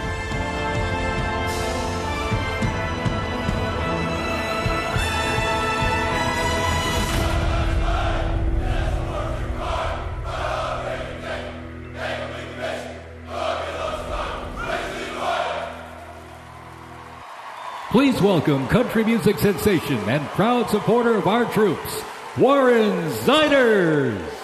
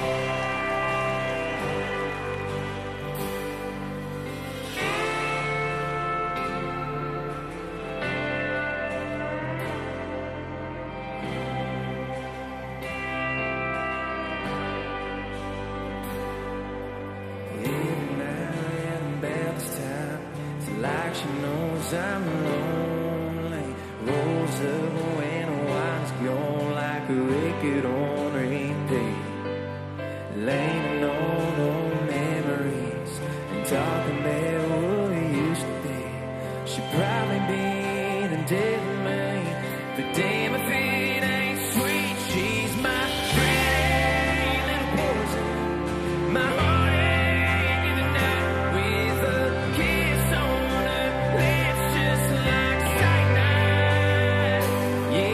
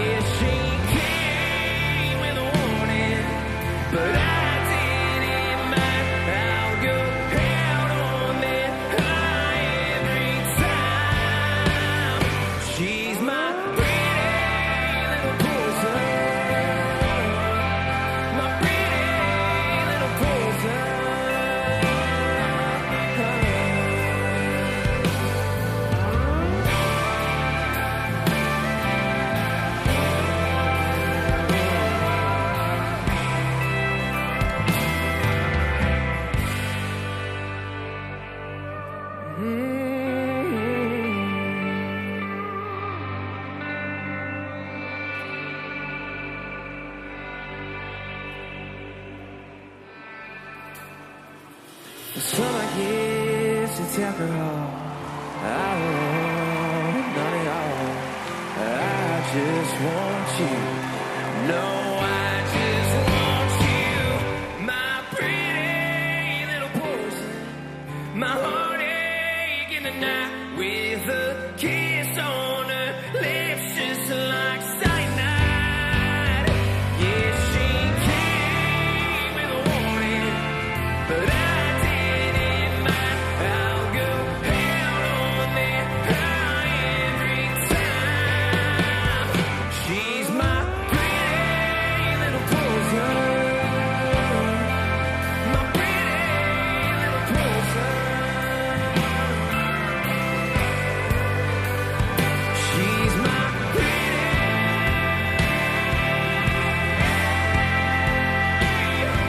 little poison.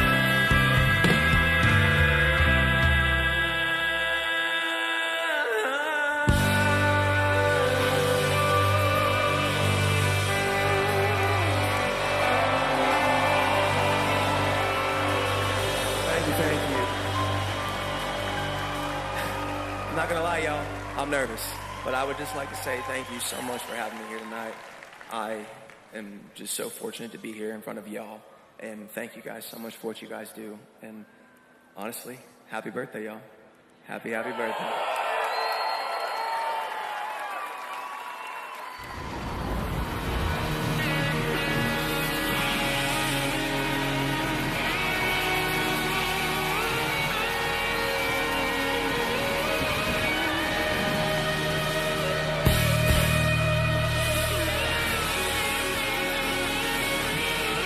This next song was loved by y'all.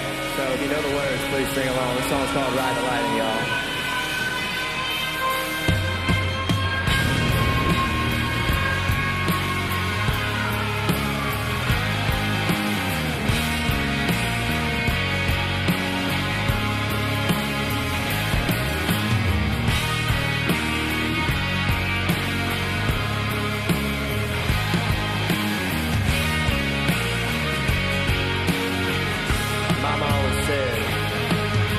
Mama always said I was born on the white side. Yes, she did. One foot in the flames and the other trying to walk the line. Can't say I never saw it coming. I could see the warning signs. Mama always said I was born on the wild side.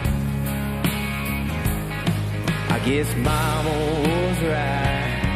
'Cause when the clock strikes midnight, gonna ride the lightning, feel the thunder, till the darkness pulls me under. Gonna fly on wings of fire, great and good Lord lifts me high. Singing, oh, when they call me on. Singing, oh, when they call me on. Gonna ride the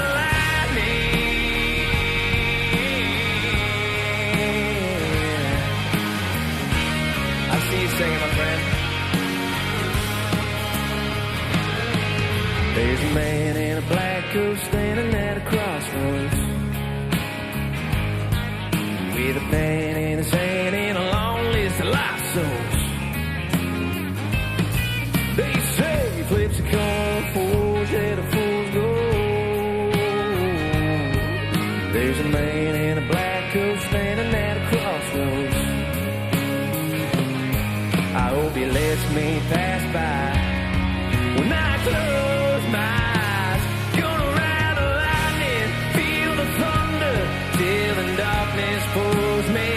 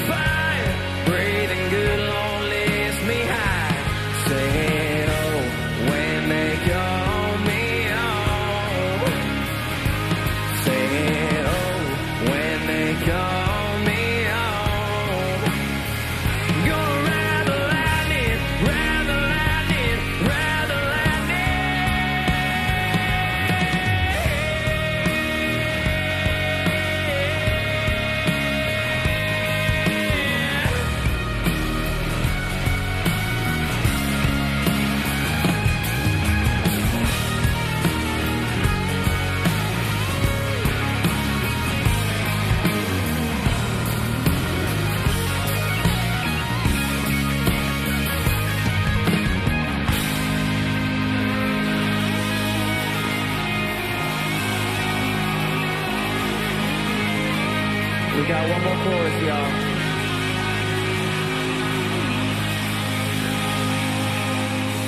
Gonna ride the lightning, feel the thunder, till the darkness pulls me under. Gonna fly on wings of fire, brave and good, Lord, lift me high. Singing, oh, when they call me home. Singing, oh, when they call me home. Gonna ride the lightning. Gonna ride the lightning.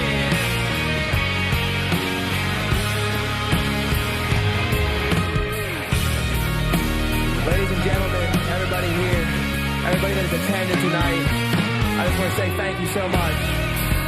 And I'll leave y'all with this. I'm Warren Zatters, y'all. Thanks for having me.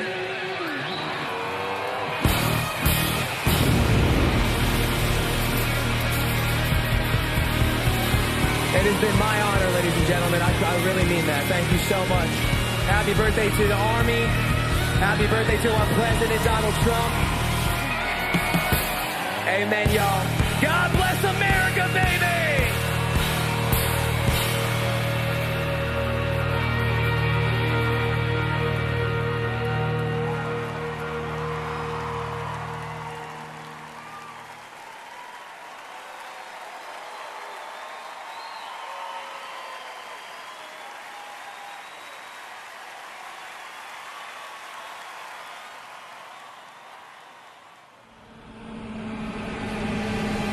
This week we honor 250 years of valor and glory and triumph by the greatest fighting force ever to walk the face of the earth, the United States Army.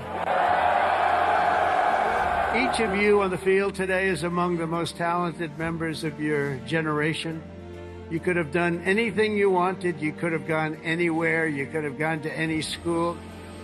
Matt's incredible heroism helped ensure that not a single American soldier died in the Battle of Shock Valley.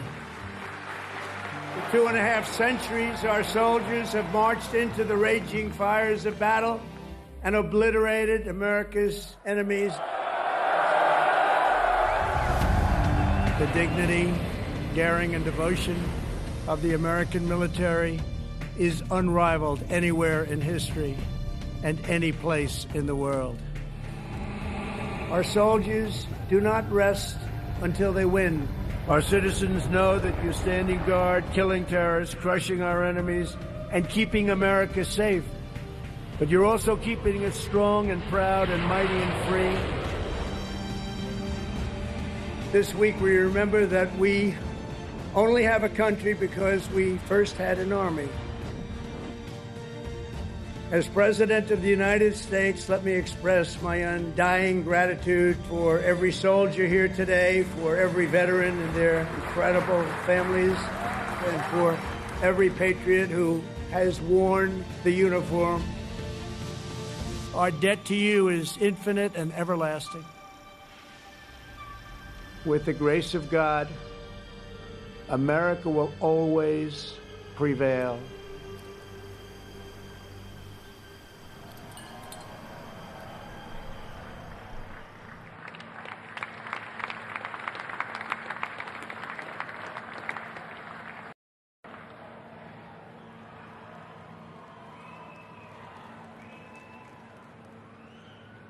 Well, let me say to the thousands of Americans who traveled from distant towns and across state lines to be here today, this is your national capital. Welcome to Washington, D.C. We are thrilled to have you.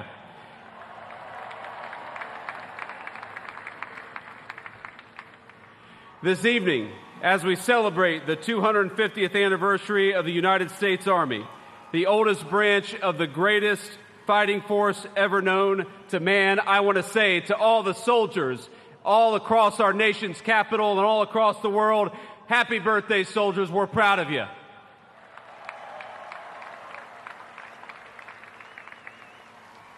And I want to say you represent an unbroken line of greatness, of excellence. And one of the things the President of the United States has told his entire administration, from the Vice President on down is that we must remember that the young men and women who put on the uniform and serve this nation are our most precious resource. We must honor them, we must respect them, we must fight for them, and that's exactly what the Trump administration aims to do every single day.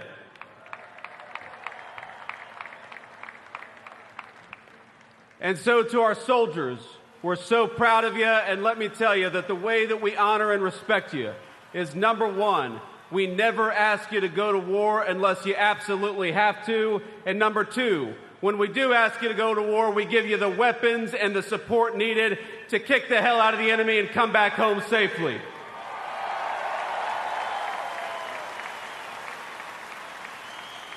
Now, I know I am the last thing standing between event, and that is a dangerous place to be with a lot of soldiers in the audience. So let me just say a couple of quick additional thoughts. First of all, June the 14th is, of course, the birthday of the Army. It is, of course, the birthday of the President of the United States, and happy birthday, Mr. President. But I would get in trouble if I didn't mention that it's also my wedding anniversary. And so to my lovely wife, I love you, honey, happy anniversary, and thank you for everything that you do for our country. So without further ado, it is my pleasure to introduce the 45th and 47th Commander-in-Chief of the United States Military, President Donald J. Trump.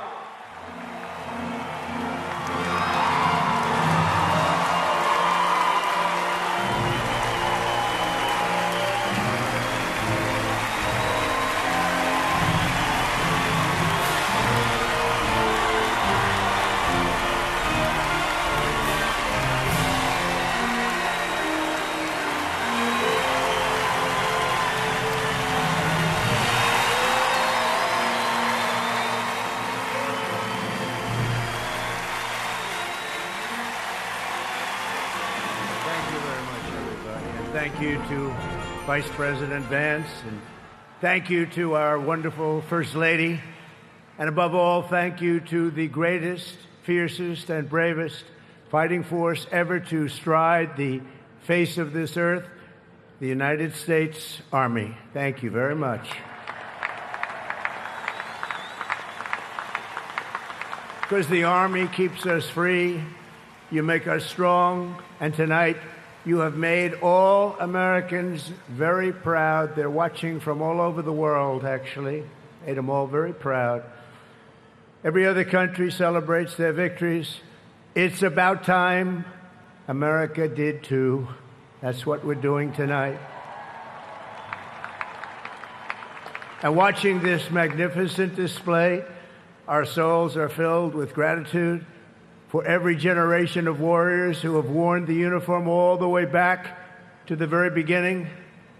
So to every veteran across our land and right here in our nation's capital, including 6 recipients of the Congressional Medal of Honor, we love you, we honor you, and we salute your noble service to our flag and to our country.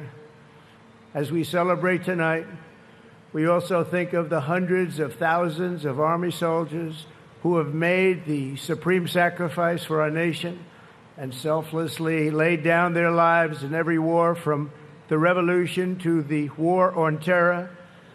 To the Gold Star families with us today, the courage of your heroes is the bedrock on which our entire nation stands. We thank you. Yes, we thank you.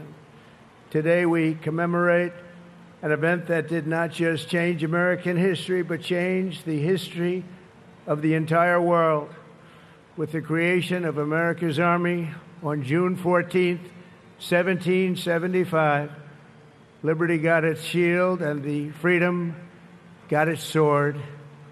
Those first Army patriots in the American Revolution fought against a fearsome enemy and impossible odds, but they were armed with a righteous cause. They were led by an indomitable commander, a truly great man, General George Washington, and they were united by an eternal creed. Their motto was victory or death, Over the past 2.5 centuries, our warriors have shown unrivaled valor on fields of battle around the globe. With the frostbitten feet and bloody fist, they have marched into the flames and fury of combat, charged up mountains, stormed beaches, waded through torrents of gunfire, and leapt into skies thick with smoke and shrapnel. The U.S. Army has driven bayonets into the heart of sinister empires, crushed the ambitions of evil tyrants. Beneath the threads of American tanks, it's done so well, it's done so much, and sent the devil himself flying into full retreat. Time and again, America's enemies have learned that if you threaten the American people, our soldiers are coming for you. Your defeat will be certain, your demise will be final, and your downfall will be total and complete.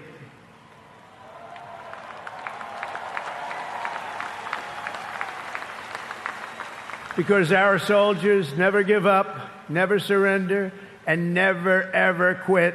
They fight, fight, fight, and they win, win, win.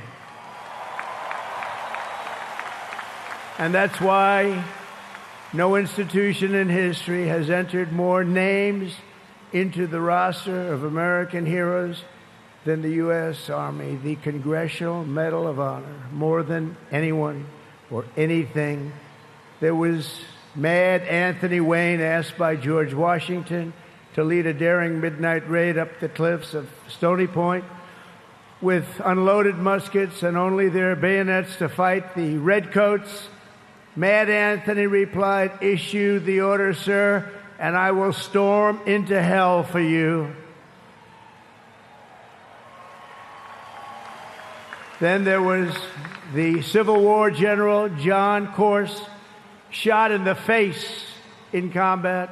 He fired off a message to his commander: "I am short a cheekbone and one ear, but I am able to whip the hell out of all of them." He stayed on the front lines, it seemed forever.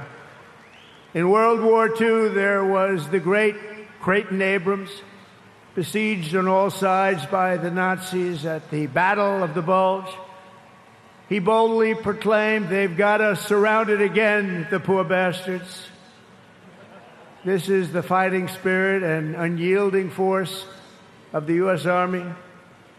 It has never changed, and it will never, ever change, because there is no earthly force more powerful than the brave heart of a U.S. infantryman or an Army Ranger, paratrooper, or Green Beret. They are the best, they are the finest. From Bunker Hill to San Juan Hill, from Gettysburg to Guadalcanal, from Yorktown to Shiloh, and from the trenches of the Argonne to the mountains of Afghanistan, the Army has forged a legacy of unmatched courage, untold sacrifice, and unequaled and undying glory.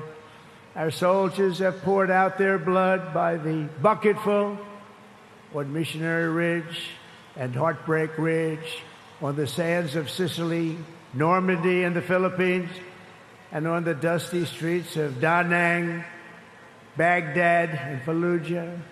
Thanks to their extraordinary service and devotion, 250 years later, America stands tall, America stands proud, and America stands free. We're the hottest country in the world right now, and our country will soon be greater and stronger than ever before. Down through history, we've been blessed beyond words by this valiant legion of Army warriors and patriots, heroes and legends. And tonight we affirm with unwavering certainty that in the years ahead and in every generation hence, whenever duty calls and whatever danger comes, the American soldier will be there.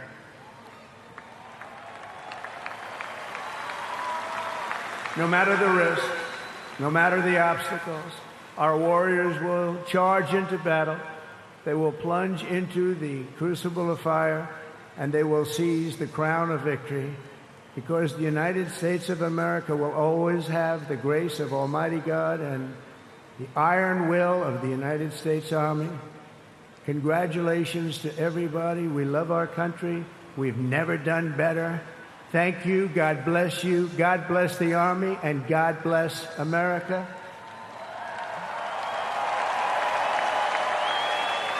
And now I'd like to ask our great First Lady to join me at the podium. Thank you very much, everybody.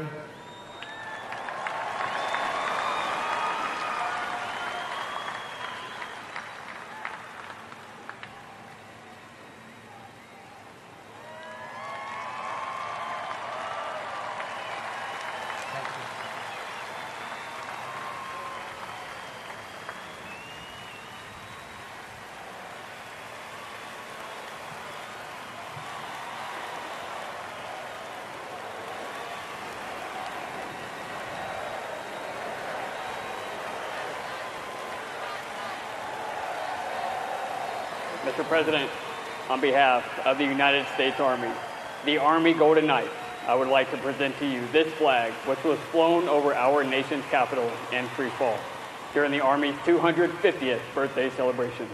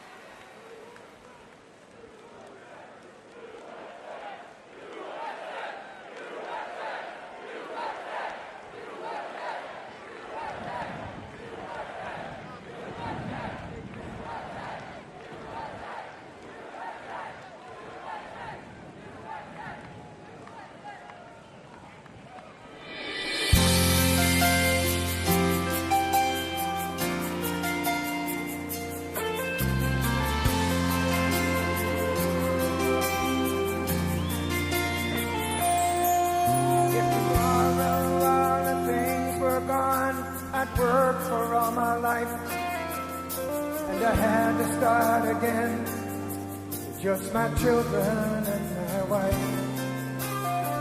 Thank my lucky stars to be living here today, 'cause our flag still stands for freedom, and they can't take that away.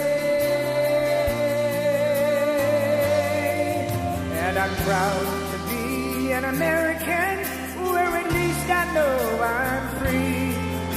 And I won't forget the men who died, who gave that right to me. And I gladly stand up next to you and defend her still today. 'Cause there ain't no doubt I love this land.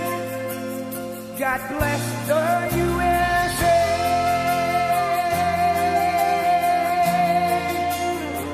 Happy birthday, Mr. President.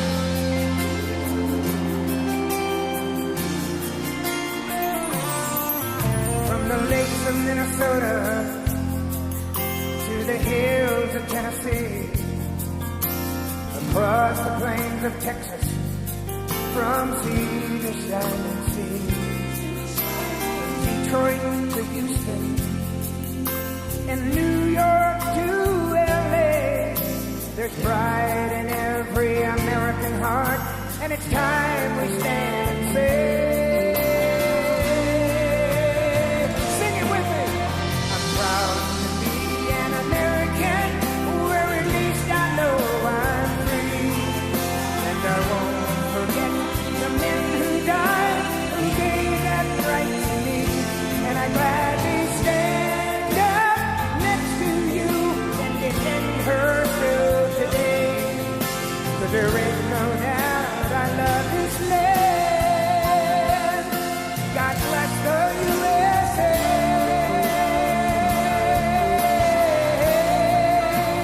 Light up your cell phone. And I'm proud to be an American, where at least I know I'm free. And I won't forget the men who died, who gave that right to me. And I gladly stand up next to you and defend her still today. 'Cause there ain't no doubt I love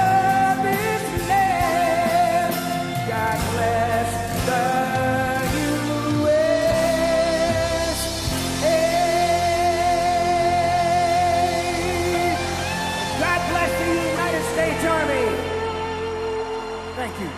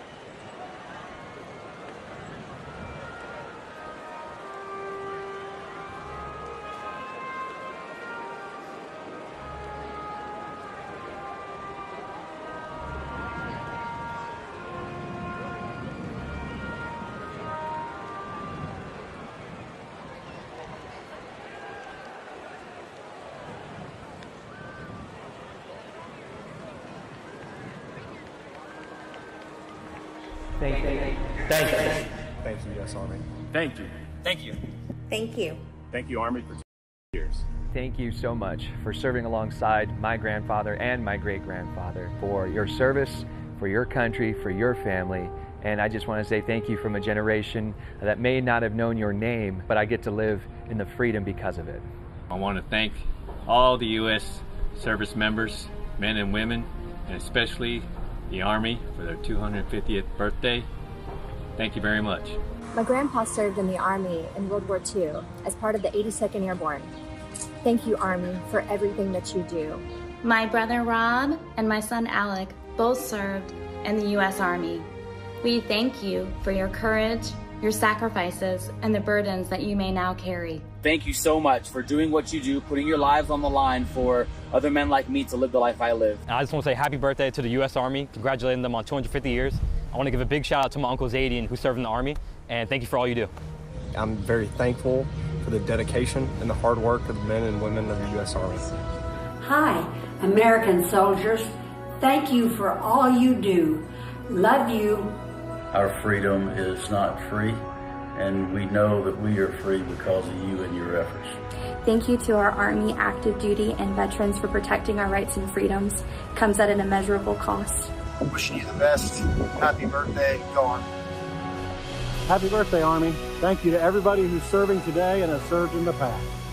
Love you guys and girls. Thank you so much for everything you do. A big thank you to the men and women that serve our country and everything you guys do for us. Thank you, Army, and happy birthday. Happy birthday, Army. Happy birthday, Army. Happy 250th.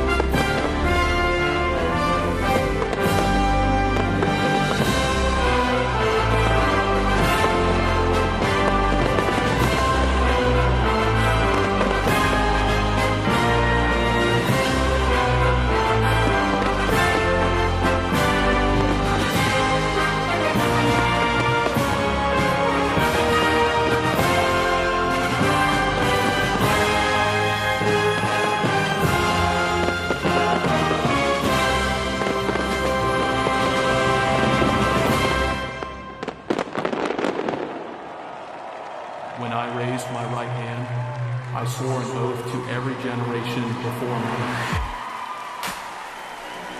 I wear the same branch insignia as the soldiers who crossed the Delaware. Before there was a nation, there was an army.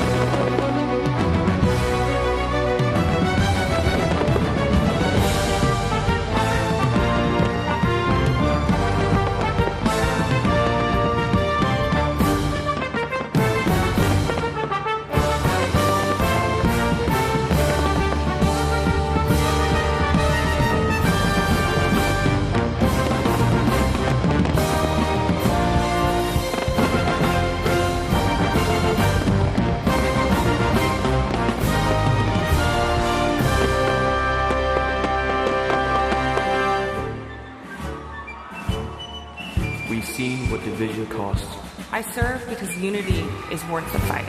I carry that legacy forward every time I put on this uniform.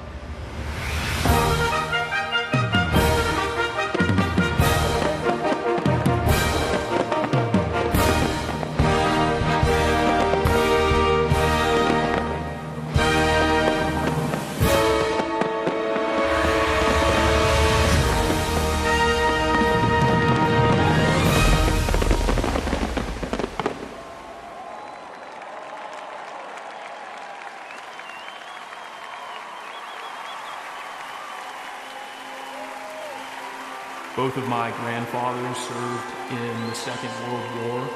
They answered the challenges of their time, and it is my goal in this uniform to answer and meet the challenges of my time head on. He ain't heavy, he's my brother.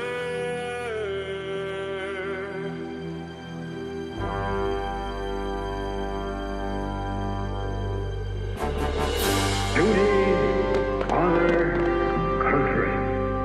Those three hallowed words reverently dictate what you ought to be, what you can be, what you will be.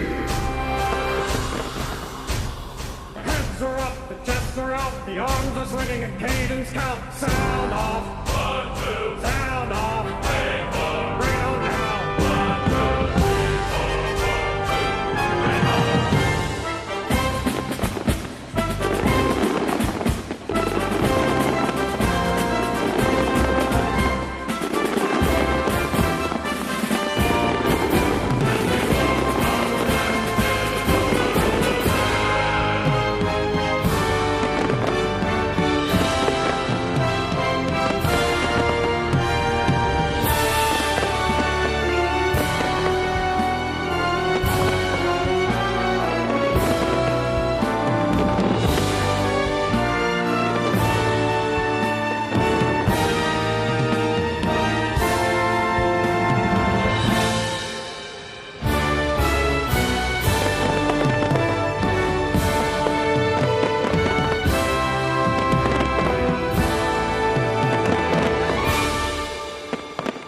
There's a strength in these bonds. There's a realness to these bonds. It's not just because this is your team, it's because your life depends on these people.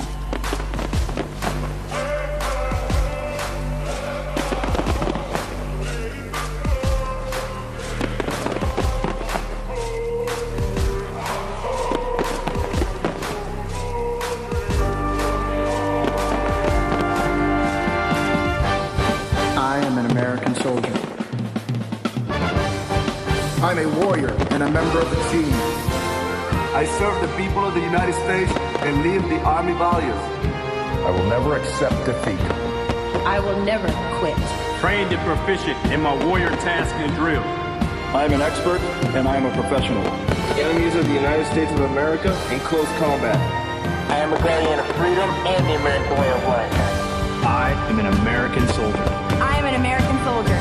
I am an American soldier.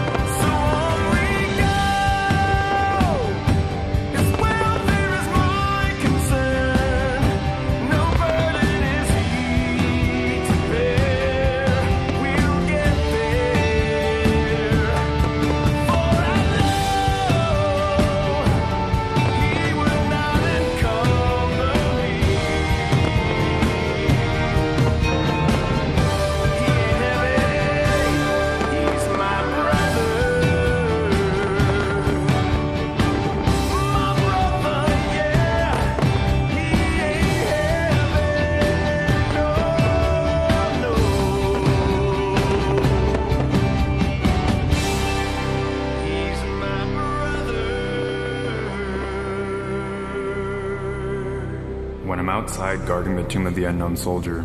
It is one of the most honorable jobs I think that I could have had in the military.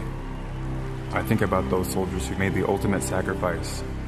Oh, beautiful for heroes proved in liberating strife.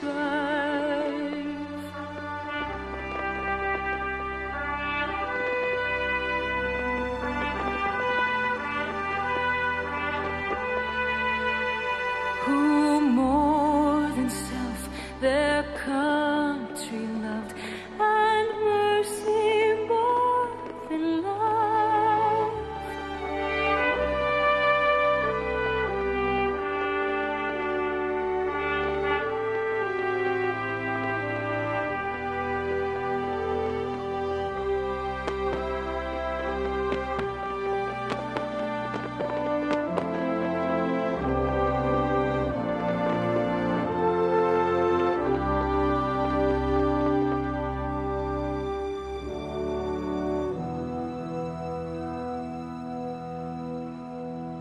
And I will always do my duty, no matter what the price. Hey, I've counted up the cost, I know the sacrifice. Oh, and I don't want to die for you, but if dying's asking me, I'll bear that cross with honor. Hey, freedom don't come free. I'm an American soldier, an American. Beside my brothers and my sisters, I will proudly take a stand. When liberty's in jeopardy, I will always do what's right. Man, I'm out here on your front line. Sleep in peace tonight. American soldier, I'm an American.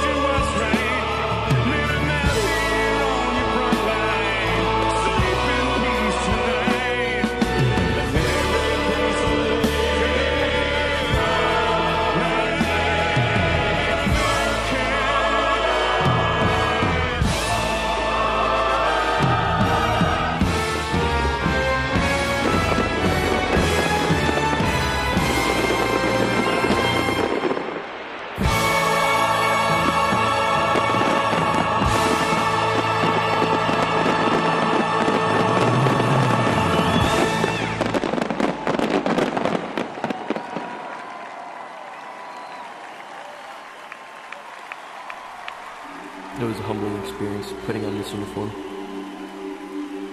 I believe this uniform is a symbol of trust, and it represents the highest ideals of our country.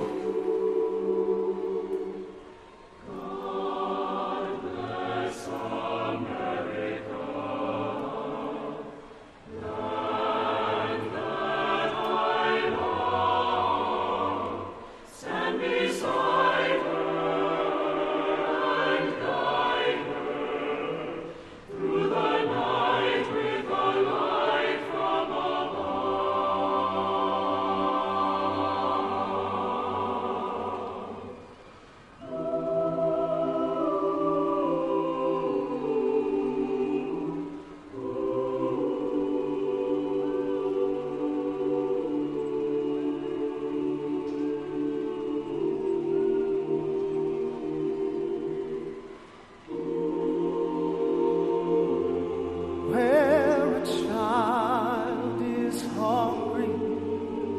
where men have no homes, where the powerless are yearning to breathe free.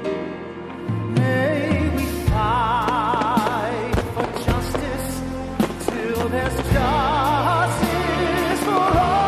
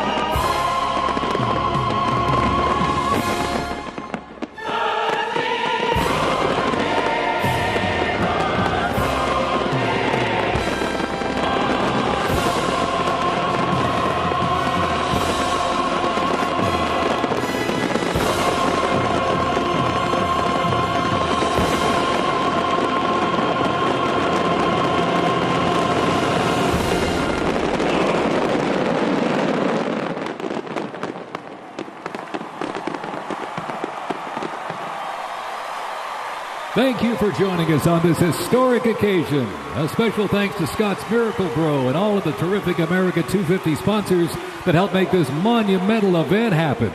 And to you here in our audience or watching at home, to those in our U.S. military who are currently serving, have served, or being remembered, thank you for celebrating in the greatest country in the world. God bless you and God bless America. Good night.